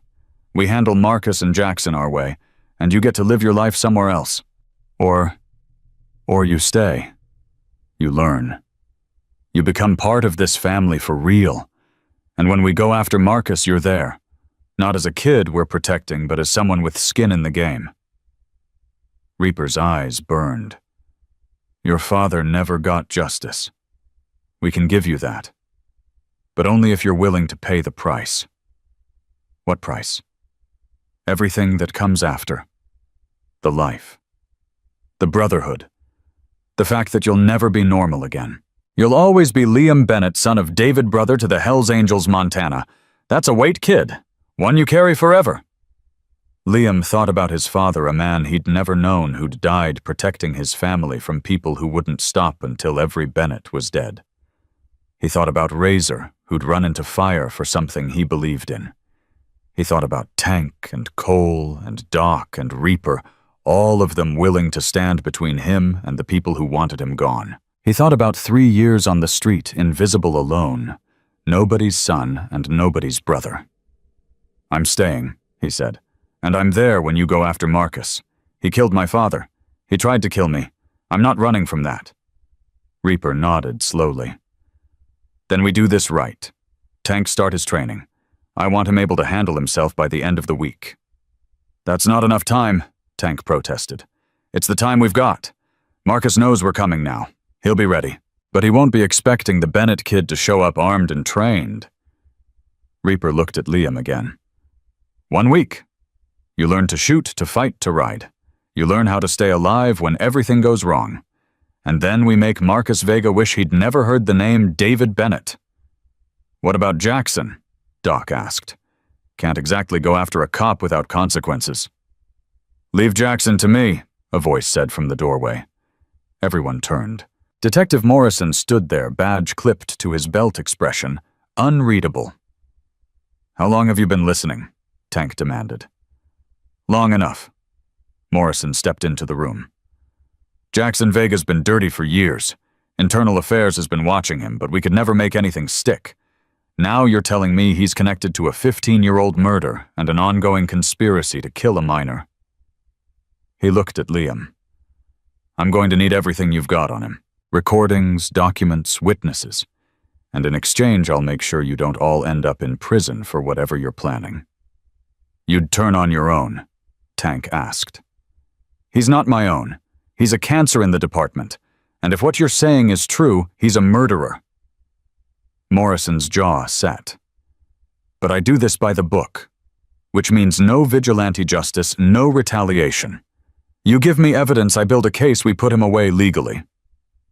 Reaper and Tank exchanged a long look. "We've got recordings," Tank said finally. "Wiretaps from Jackson's phone. Conversations with Marcus planning the motel attack. We were saving them for leverage, but if you can use them, I can use them." Morrison held out his hand. "I'm trusting you not to make me regret this." "We're trusting you not to make us regret it," Tank countered. They shook. Morrison turned to leave, paused at the door. "Kid," he said to Liam, "your father was a good man. He saved a lot of lives that night in Billings, not just the bikers. The guns he destroyed would have armed 3 cartels and killed hundreds. Don't let anyone tell you he died for nothing." He left. The room stayed silent for a long moment. "So that's it?" Liam asked. "We trust a cop to handle Jackson and we go after Marcus ourselves." "That's it," Reaper said. "Marcus without police protection is just another biker with a grudge. One we can handle. When do we move?" "Soon as you're ready." Tank gripped Liam's shoulder. "Which means we start training now. Cole, grab your bike. We're taking the kid to the range." "Now?" Cole asked. "Sun's barely up." "Marcus isn't waiting for convenient timing. Neither are we." Tank headed for the door. "Liam, you coming?" Liam looked back at Reaper one last time. The president nodded once, a gesture of approval and warning all mixed together. "Don't die before I get out of this bed," Reaper said. "I didn't save you from that highway just to lose you to Marcus Vega." "I'll try my best," Liam said. "Your best better be enough." They left the hospital as the sun broke fully over the mountains, turning the snow on the peaks orange and gold. Liam rode behind Tank, the cold wind burning his face, his body aching from the fire and the fight, and everything that had happened in the last 72 hours. 3 days ago, he'd been nobody, a homeless kid walking a frozen highway with nothing but $8 and a death wish he wouldn't admit to. Now he was Liam Bennett, son of a hero brother to a motorcycle club target of a man who'd been planning his death since before he was born. The shooting range was an hour outside town, a private facility owned by a friend of the club. Tank set Liam up with a .22 first, teaching him stance and grip and breathing. "Squeeze, don't pull," Tank instructed. "The gun should surprise you when it goes off." Liam fired. The target stayed pristine. "Again." He fired until his hands shook and his ears rang and his shoulder ached from the recoil. By noon, he could hit the target. By evening, he could hit center mass 3 times out of 5. "Not bad for a first day," Cole said, watching Liam reload. "Most people can't hit anything their first time out." "I'm motivated," Liam said. "Yeah, being hunted by a psychopath will do that." They trained for 6 days, shooting hand-to-hand combat riding tactics. Tank pushed Liam harder than anyone, and when Liam thought he couldn't go anymore, Tank pushed harder still. "Marcus won't care that you're tired," Tank said after Liam collapsed during sparring. "Marcus won't care that you're hurt or scared or 17. Get up." Liam got up. On the 7th day, Tank declared him ready. Not perfect, not even good, but good enough to survive if things went bad. "Tomorrow night," Tank said. "Marcus's compound. We go in, we end this, we come home. Everyone clear." The gathered Hell's Angels nodded. 40 men, all armed, all ready. Liam stood among them and felt the weight of what was coming settle on his shoulders like lead. Tomorrow night, one way or another, this ended. The night before the raid, Liam couldn't sleep. He lay in his temporary room at Doc's house, staring at the ceiling, listening to the old building settle around him. His body ached from 7 days of training that had pushed him past every limit he thought he had. His hands were blistered from the gun range. His ribs were bruised from sparring. His mind wouldn't stop replaying Tank's voice, "Tomorrow night, this ends." One way or another. Around 2 a.m., he gave up on sleep and went downstairs. The kitchen light was already on. Tank sat at the table with a bottle of whiskey and 2 glasses. "Figured you'd be up," Tank said, pouring without asking. He slid 1 glass across to Liam. "I'm 17. You're also about to ride into a war zone tomorrow. I think we can skip the lecture about underage drinking." Tank raised his glass. "To Razor, and to everyone else we've lost along the way." Liam lifted his glass, took a sip. The whiskey burned going down, settled warm in his stomach. "You think we're going to make it back?" "Honestly, I don't know. Marcus has been preparing for this his whole life. He's got his compound fortified cameras everywhere, armed guards. We're walking into his territory with 40 guys and a plan that depends on things going right." Tank took another drink. "But we don't have a choice. He came into our house, burned it down, killed Razor. If we don't answer that, we might as well hand him the keys to Montana and walk away. What if I told you not to go, that it's not worth dying over? Then I'd say you don't understand what brotherhood means yet." Tank looked at him. "Your father understood. He walked into that warehouse knowing he might not walk out, and he did it anyway because it was right. Because some things are worth dying for. He had a family. I was on the way. He should have stayed hidden." "Maybe. But then Reaper and half the club would be dead, and you wouldn't be sitting here right now. Every choice has a cost, kid. Your father paid his. Tomorrow, some of us might pay ours. That's the deal." Liam stared into his glass. "I keep thinking about my half-brother, Jake. He's 9 now. I haven't seen him in 3 years, but I used to call him when I could steal phone time at the foster homes. He'd tell me about school and his friends and this dog his dad got him." His throat tightened. "Last time we talked, he asked when I was coming home. I told him soon. I've been telling him soon for 3 years. You want to see him again? More than anything. Then stay alive tomorrow. Do exactly what I tell you when I tell you, and maybe you get that chance." Tank refilled both glasses. "But I'm not going to lie to you. This isn't going to be clean. Marcus isn't going to surrender. His people aren't going to just let us walk in. There's going to be blood, and some of it's going to be ours. I'm not afraid to die. That's the problem. You should be. Fear keeps you alive, makes you careful. Tank leaned forward. I've seen too many young guys who thought they were bulletproof walk into situations they shouldn't have survived and didn't. You want to honor your father, then be smart. Stay behind cover. Don't be a hero. Just survive.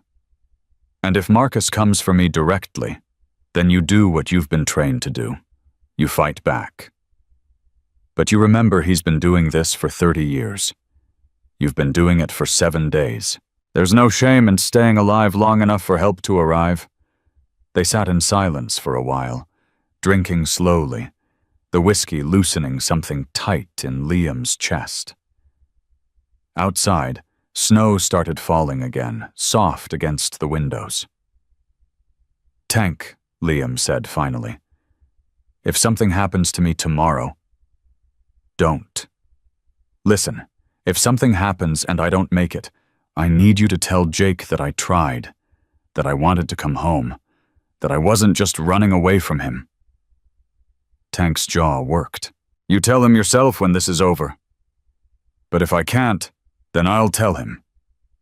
Tank's voice was rough. I'll tell him his brother died trying to do right by people who needed him, that he was braver than he had any business being, that David Bennett would have been proud. He cleared his throat. Now finish your drink and get some sleep. We leave at sunset. Liam woke to his phone buzzing. Unknown number. He almost didn't answer, but something made him pick up. Hello? Liam Bennett, a woman's voice professional, careful. Who's this?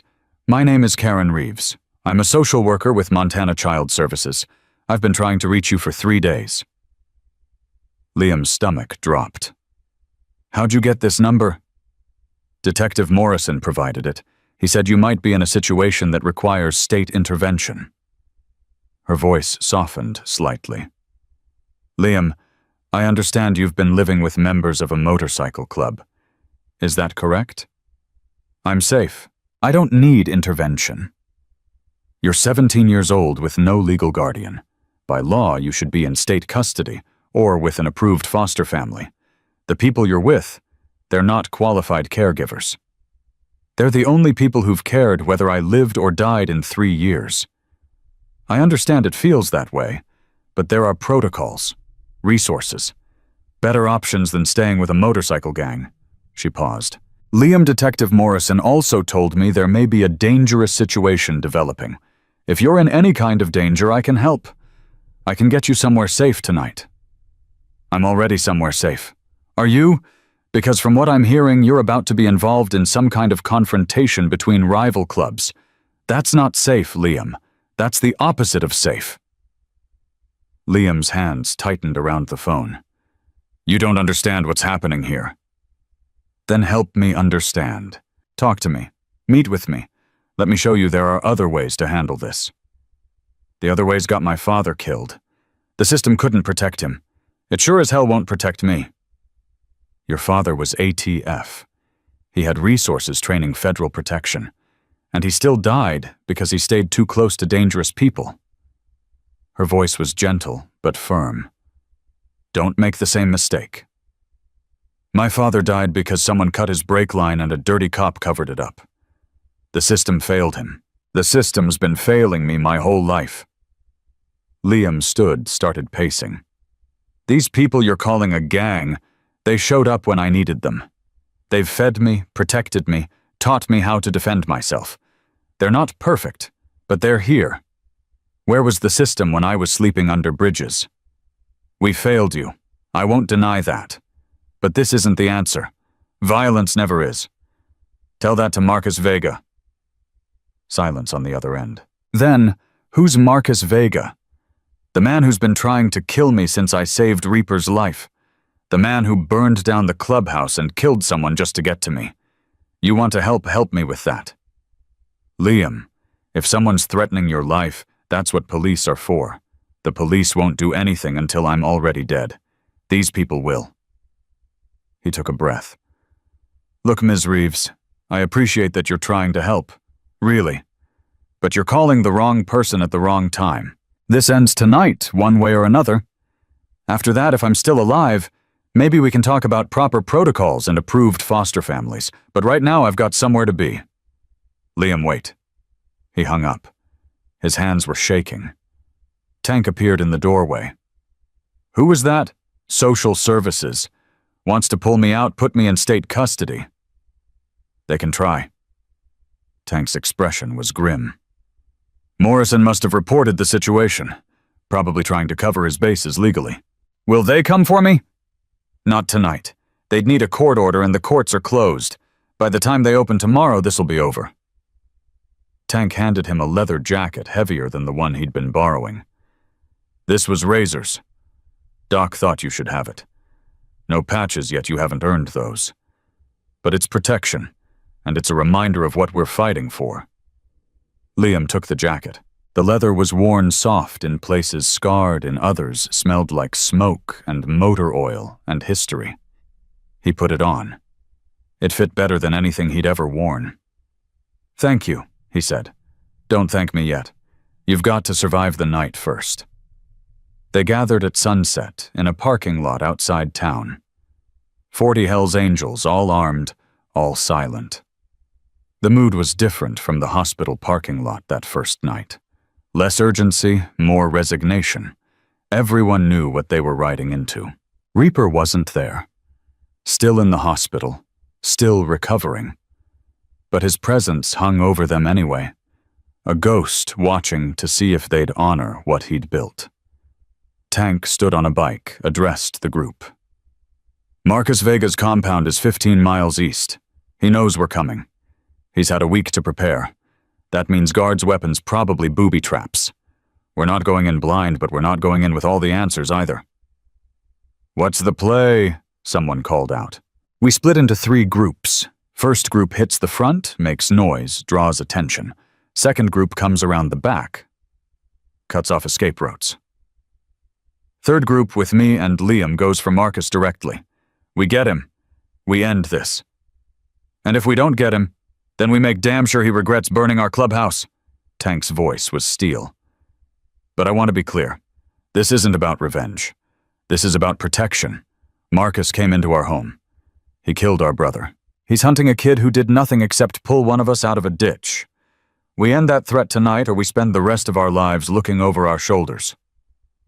Murmurs of agreement rippled through the group. Doc, you're leading the front assault. Tiger, you've got the back. Stay on comms. If this goes sideways, we regroup at checkpoint Bravo and reassess. Nobody plays hero. Nobody goes down alone. We fight together, or we don't fight at all. Tank jumped down from the bike. Mount up. We leave in 5. Liam found himself standing next to Cole, both of them checking their weapons with hands that weren't quite steady. You scared? Cole asked. Terrified. Good, me too. Cole managed a weak smile. My mom called earlier. Told her I was working late at the shop. She has no idea where I really am. Why'd you join the club? My dad was Hell's Angels. Died when I was 12, shootout with the Iron Cross, actually. I swore I'd make Marcus pay one day. He checked his magazine, slapped it back in. Guess today's that day. You don't have to come, Liam said. This is my fight, not yours. It's all our fight now. That's how this works. Your enemy is my enemy. Your debt is my debt. Cole gripped his shoulder. Besides, someone's got to make sure you don't do anything stupid. Too late for that. I'm here, aren't I? They mounted up. Liam rode behind Tank again, the now familiar vibration of the engine working its way into his bones. As they pulled onto the highway, the line of bikes stretched behind them like a promise. The ride took 30 minutes. They cut their engines a mile out, coasted the rest of the way in near silence. Marcus's compound sat in a valley, a sprawling collection of buildings surrounded by chain-link fence topped with razor wire. Lights blazed from every structure. Shadows moved behind windows. Tank held up a fist. Everyone stopped. They're awake, Doc whispered. Waiting for us. Expected that. Tank pulled out binoculars, scanned the compound. 6 guards visible on the perimeter. Probably more inside. Front gate's reinforced. We'll need to blow it. Or, Liam said quietly, an idea forming. We don't go through the gate. Tank lowered the binoculars. What? The fence. It's chain link. We can cut through it in 30 seconds with bolt cutters. Why waste explosives announcing ourselves when we can slip in quiet? The gathered men looked at each other. Someone laughed. Kid's got a point, Doc said. Hit them where they're not expecting. Tank considered, then nodded. All right. Change of plans. Doc, you still hit the front, make noise, draw the guards. Tiger cut through the east fence, come in quiet. We'll take west. Questions? No one spoke. Let's move. They split up. Liam stayed with Tank and 5 others moving through the darkness with bolt cutters and weapons drawn. The fence appeared ahead industrial and cold. Tank made quick work of the chain link, peeling back a section large enough to slip through. They were inside Marcus's territory in under a minute. The main building loomed ahead, 2 stories of concrete and steel with bars on the windows. Tank led them to a side entrance, tested the door. Locked. Watch the corners, he whispered, then kicked the door hard. It held. He kicked again. The frame splintered. They poured inside just as gunfire erupted from the front of the compound. Doc's team had engaged. The interior was dark, lit only by emergency strips along the floor. Tank moved forward with practiced ease, weapon up, clearing corners. Liam followed his heart, hammering so hard he thought everyone could hear it. A figure appeared in a doorway ahead. Tank fired twice. The figure dropped. Keep moving, Tank hissed. They cleared 3 rooms before finding stairs leading up. Tank took point, climbing slowly, checking each step. At the top, a hallway stretched left and right doors on both sides. Which way? Someone whispered. Tank didn't answer. He was staring at something on the wall. A photo. Liam moved closer, saw what had stopped him. It was his father. Young in ATF gear, standing with other agents. Someone had drawn a target over his face in red marker. He's obsessed, Liam breathed. More than that. He's been planning this for years. Tank pointed to other photos. David Bennett at a grocery store, getting into a car. Walking with a pregnant woman who must have been Liam's mother. He stalked your father before he killed him. A door at the end of the hall opened. Marcus Vega stepped out. He was bigger than Liam expected, barrel-chested and powerful, with a gray beard and eyes that burned with something beyond anger. He held a shotgun loosely like it was part of his arm. Tank, Marcus said conversationally. Brought the kid with you. How thoughtful. It's over, Marcus. Jackson's in custody. Morrison flipped on him this afternoon. Your inside man is gone. Marcus's smile didn't waver. You think Jackson was the only cop I own? That's cute. Real cute. He raised the shotgun. Should have stayed in your burned-out clubhouse, Tank. At least there you'd have died on familiar ground. Tank fired first. Marcus ducked back through the door, returned fire. The hallway exploded with sound. Liam hit the floor, ears ringing, saw Tank taking cover behind a corner. Go, Tank shouted. Find another way around. Liam scrambled backward, the others with him. They hit a side corridor, took it at a run. Behind them, Tank and Marcus traded shots, each trying to angle for a kill. The corridor opened into a garage. Bikes everywhere, tools, weapons on racks. And in the center, tied to a chair, a hostage. Liam's blood turned to ice. It was Jake. His half-brother, 9 years old, gagged and crying, hands bound. Bruises on his face. Terror in his eyes. No, Liam whispered. No, no, no. Cole grabbed his arm. It's a trap. I don't care. That's my brother. Liam, wait. But Liam was already moving weapon forgotten, everything forgotten except the sight of Jake crying in that chair. He crossed the garage in seconds, dropped to his knees, started working the knots. "It's okay," he said, pulling the gag free. "It's me. I've got you." "Liam." Jake's voice was hoarse. "He said you were dead. He said—" The lights went out. In the darkness, someone laughed. Not Marcus. Someone younger. "Told you he'd come for the kid," a voice said. "Told you he'd be stupid." Emergency lights kicked on, red and angry. 3 men stepped out of the shadows, guns drawn. The one who'd spoken was barely 20, with Marcus's eyes and a smile that made Liam's skin crawl. "I'm Kyle," the young man said. "Marcus's son. And you must be the Bennett kid who's been causing all this trouble." Liam stood slowly, putting himself between Kyle and Jake. "Let him go. He's got nothing to do with this." "He's got everything to do with this. He's bait. And you fell for it." Kyle stepped closer. "My dad's been planning this for weeks. Knew you'd come eventually. Knew if we grabbed your brother, you'd walk right into our hands. And here you are. Where'd you even find him? Spokane's not that far. Little research, little surveillance one afternoon when his dad wasn't paying attention." Kyle shrugged. "Easy." Jake whimpered. Liam felt rage unlike anything he'd ever known. "I'm going to kill you," he said quietly. Kyle laughed. "You kid, you can barely hold that gun straight. You think you're going to—" Liam shot him. The gun was in his hand before he thought about it, tanks training taking over. Center mass 2 shots exactly like he'd been taught. Kyle went down hard, shock written across his face. The other 2 men raised their weapons. Cole appeared from the side corridor firing. One man dropped. The other ran. "Get Jake out of here!" Cole shouted, reloading. Liam cut the ropes, pulled Jake to his feet. His brother clung to him, sobbing. "I've got you," Liam said. "You're safe now." "Liam, behind you." He spun. Marcus stood in the garage doorway, shotgun aimed at Liam's chest. His face was twisted with rage and grief, his son bleeding out on the concrete floor. "You killed my boy," Marcus said. "You killed my father," Liam shot back. "Your father deserved it. He destroyed everything I built, everything my family worked for.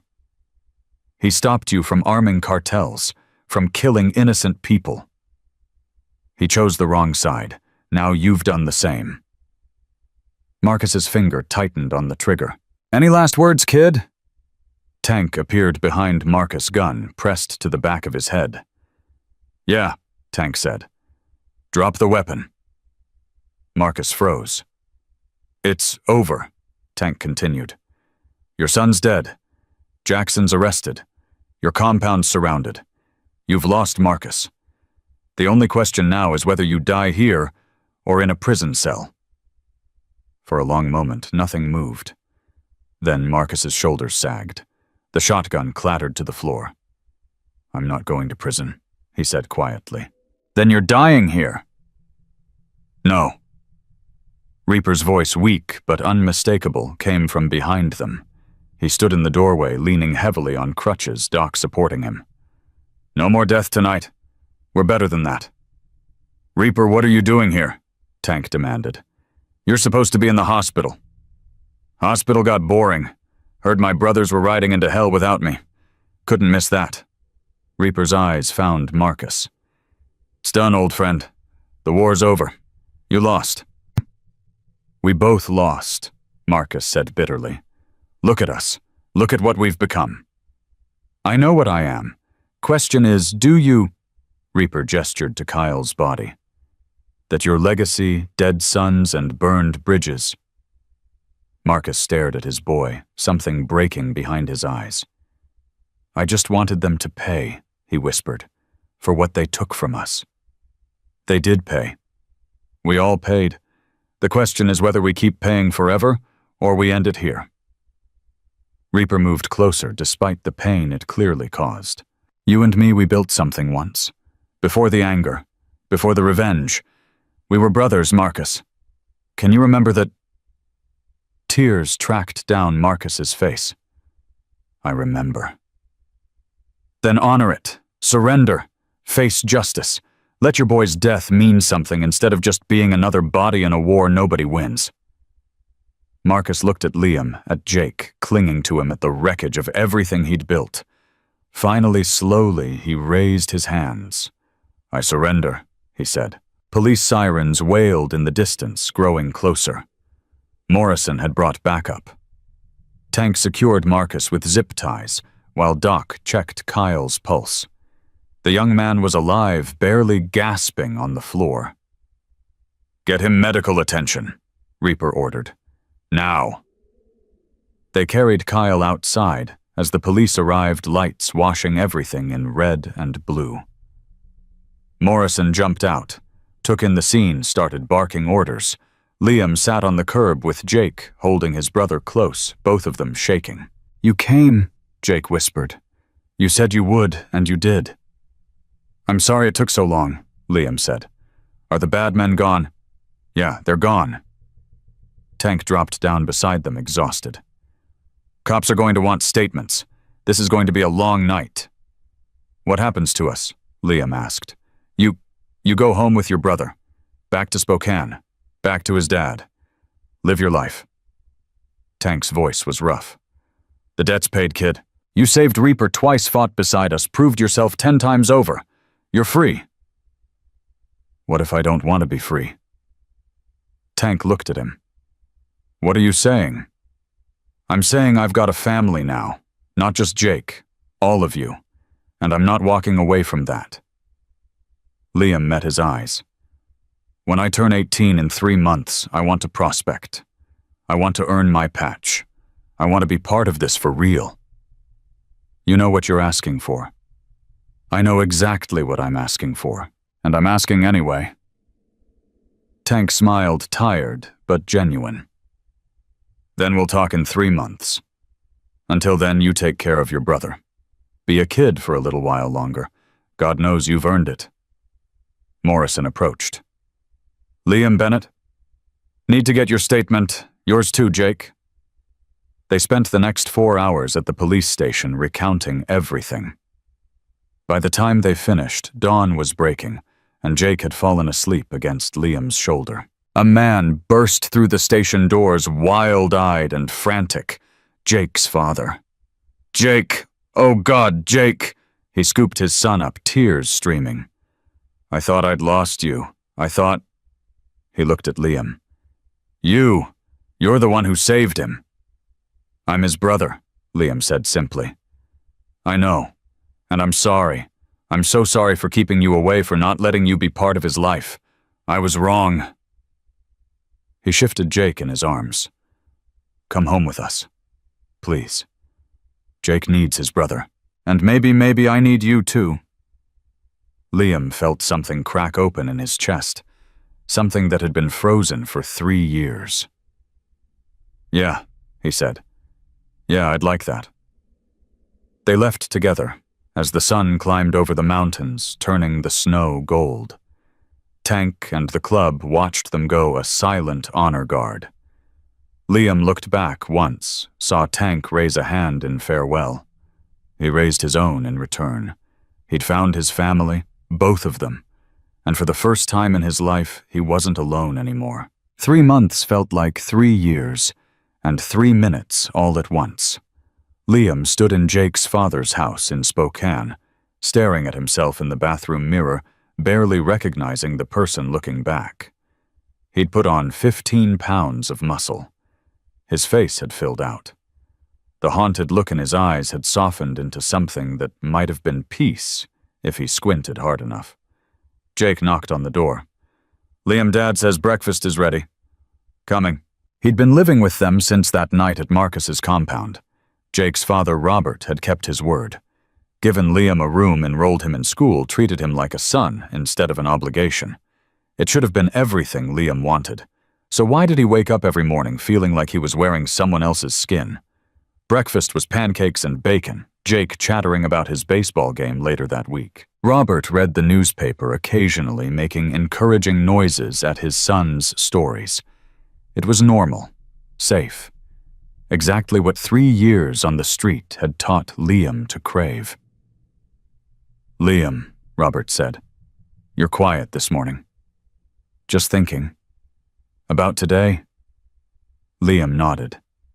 Today was his 18th birthday, the day he'd been counting toward since Tank had told him to come back when he was legal.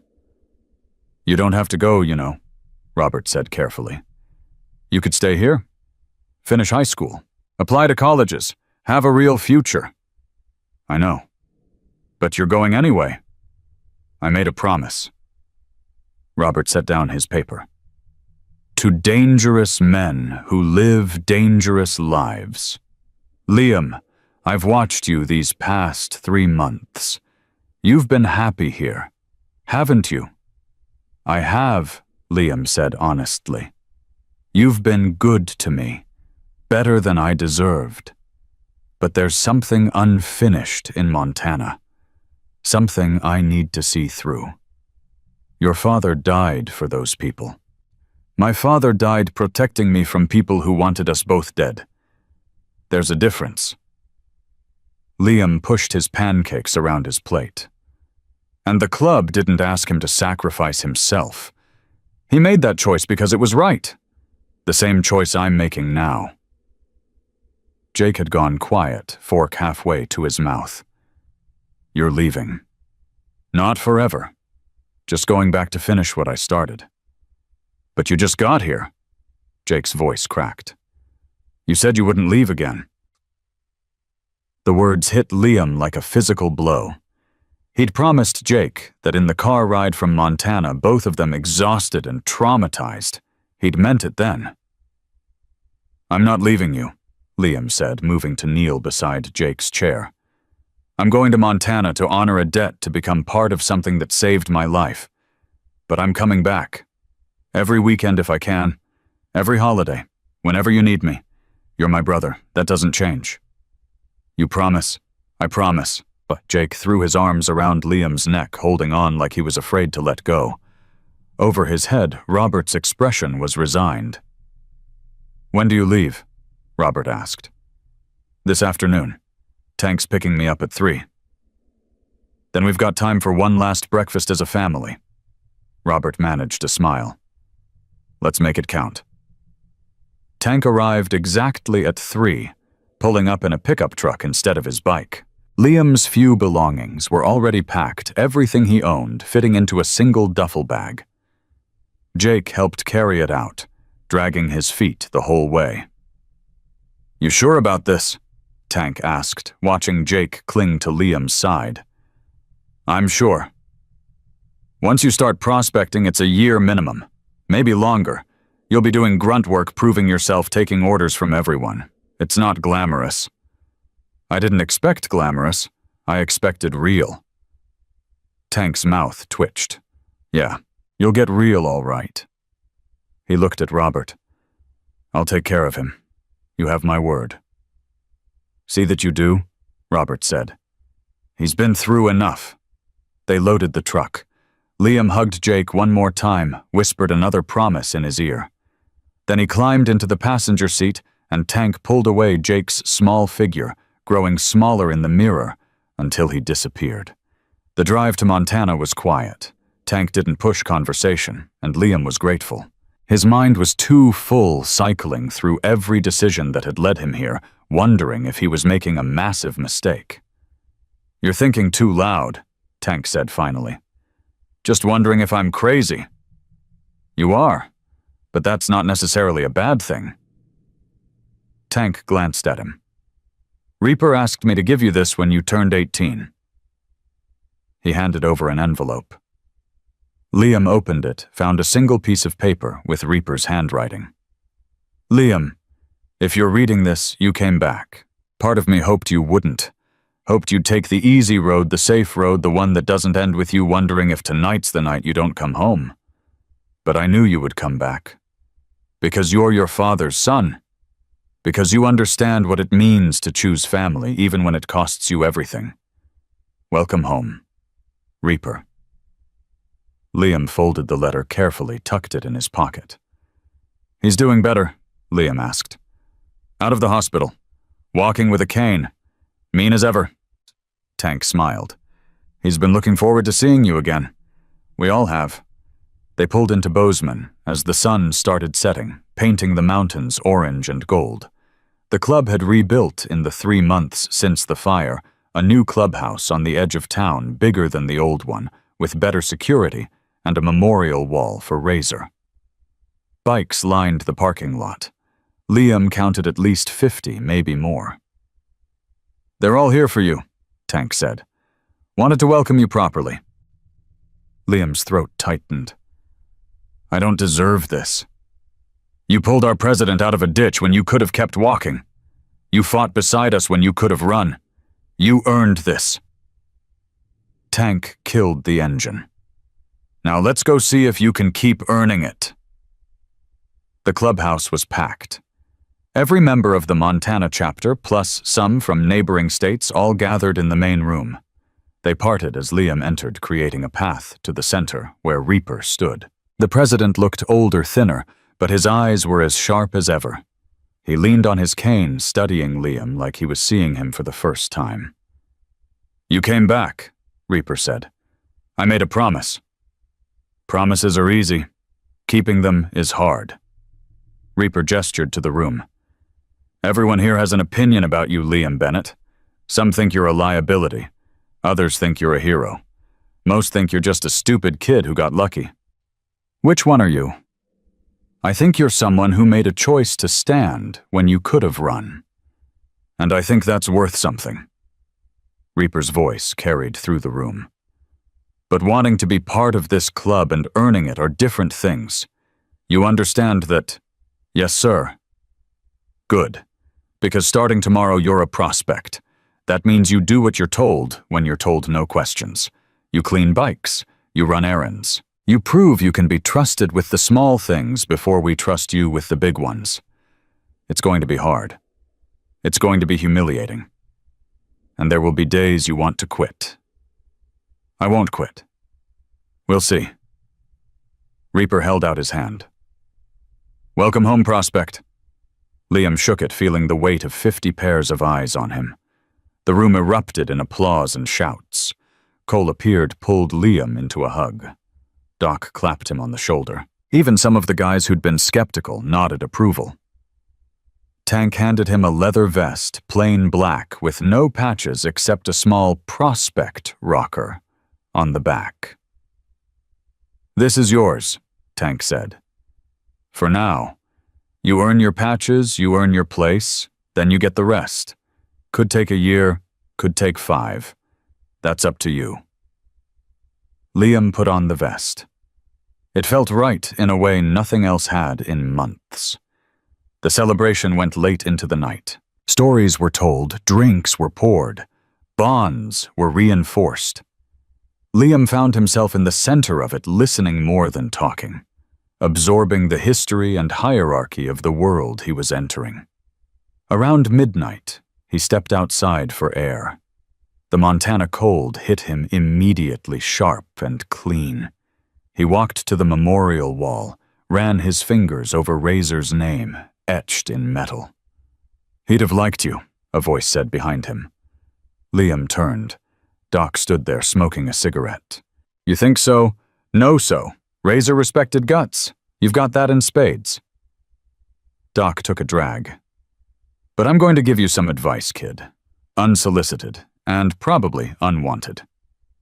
"I'm listening." "Don't try to be your father. David Bennett was a good man, a brave man, but he's not who you need to be. You're Liam. That's enough. Everyone keeps comparing me to him. That's because it's easier than seeing you for who you are. But if you spend your whole life trying to live up to a ghost, you'll never actually live." Doc flicked ash into the snow. "Your father saved Reaper once. You saved him again. The debt's paid. Everything you do from here on out, that's for you. Not him, not us. You, remember that." "What if I don't know who I am yet? Then you figure it out. That's what being 18 is for." Doc smiled. "But do it here with people who've got your back. That's better than doing it alone." The next morning, reality hit. Liam woke at 5 a.m. to someone pounding on his door. He stumbled out of bed, opened it to find a prospect coordinator named Axe, a grizzled guy in his 50s who looked like he ate nails for breakfast. "You've got 30 minutes to clean every bike in the lot," Axe said. "After that, you're on kitchen duty. After that, you're running parts to 3 different shops across town. Move." The day was brutal. Every bike had to be detailed to perfection. Chrome gleaming, no water spots, no dust. The kitchen was worse, scrubbing pots and pans from the previous night's party. The parts run turned into a 6-hour odyssey when one of the addresses was wrong, and Liam had to track down the right shop. By the time he collapsed into bed that night, every muscle screamed. The pattern repeated, day after day, week after week. Liam cleaned and cooked and ran errands. He was hazed, tested, pushed to his limits. Some members treated him with respect. Others treated him like dirt. He took it all without complaint. 2 months in, everything changed. Liam was cleaning bikes when Tank approached, his expression grim. "We've got a problem," Tank said. "Marcus escaped." Liam's blood went cold. "How?" "Prison transport. 3 men dead, Marcus gone. Happened this morning."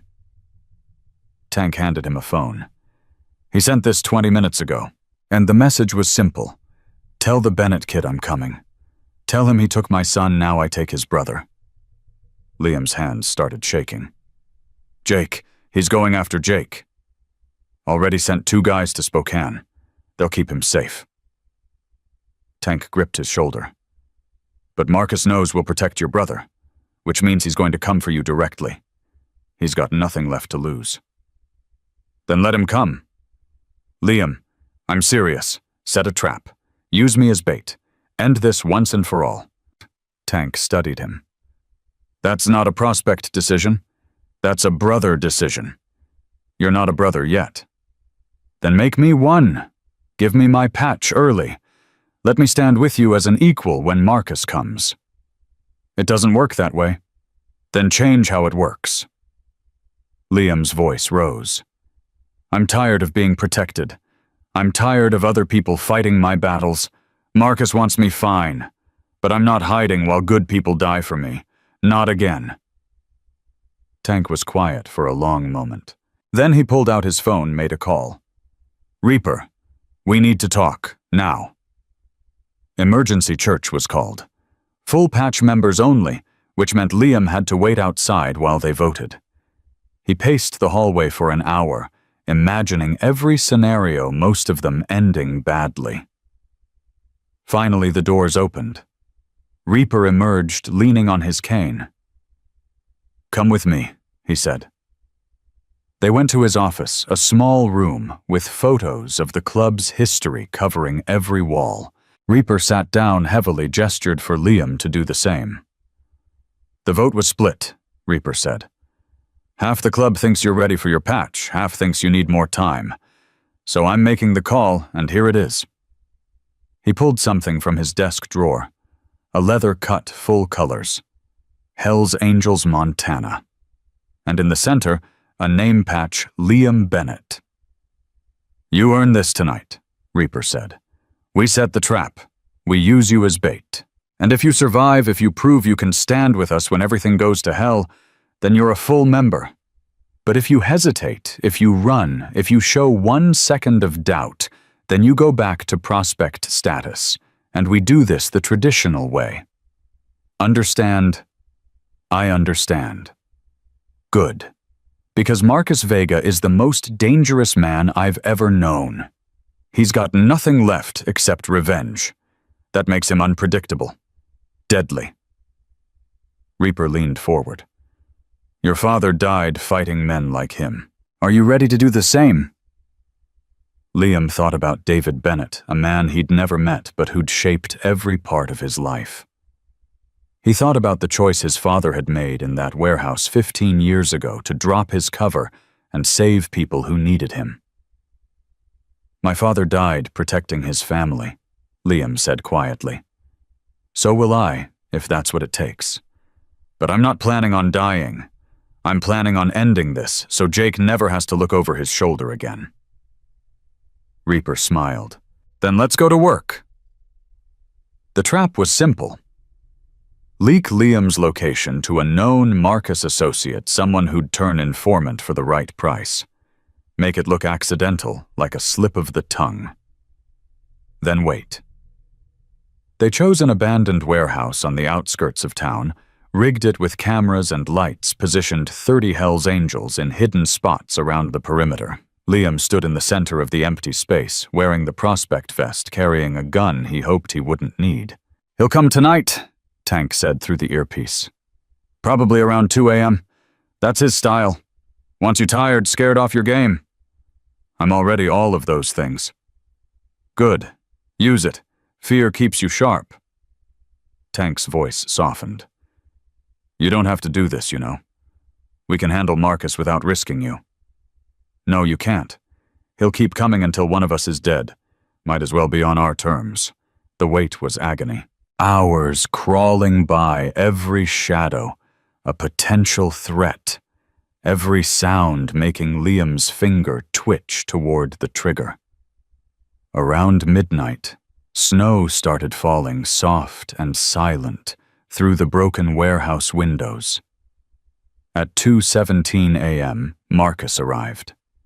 He came alone, walking through the main entrance like he owned the place. No weapons, visible hands loose at his sides. He looked older, more worn, like prison had aged him decades. "Liam Bennett," Marcus said, his voice echoing in the empty space. "I was hoping you'd be stupid enough to show up."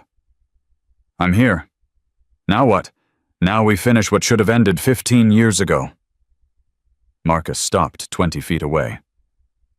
"Your father destroyed my family, killed my brother, ruined every plan we had.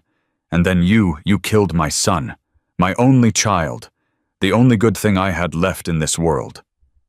Your son tried to kill a 9-year-old boy. My brother.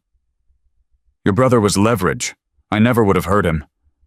You kidnapped him, beat him, terrorized him. That's not leverage, that's evil." "Evil?" Marcus laughed, bitter and broken. "You think I'm evil, kid?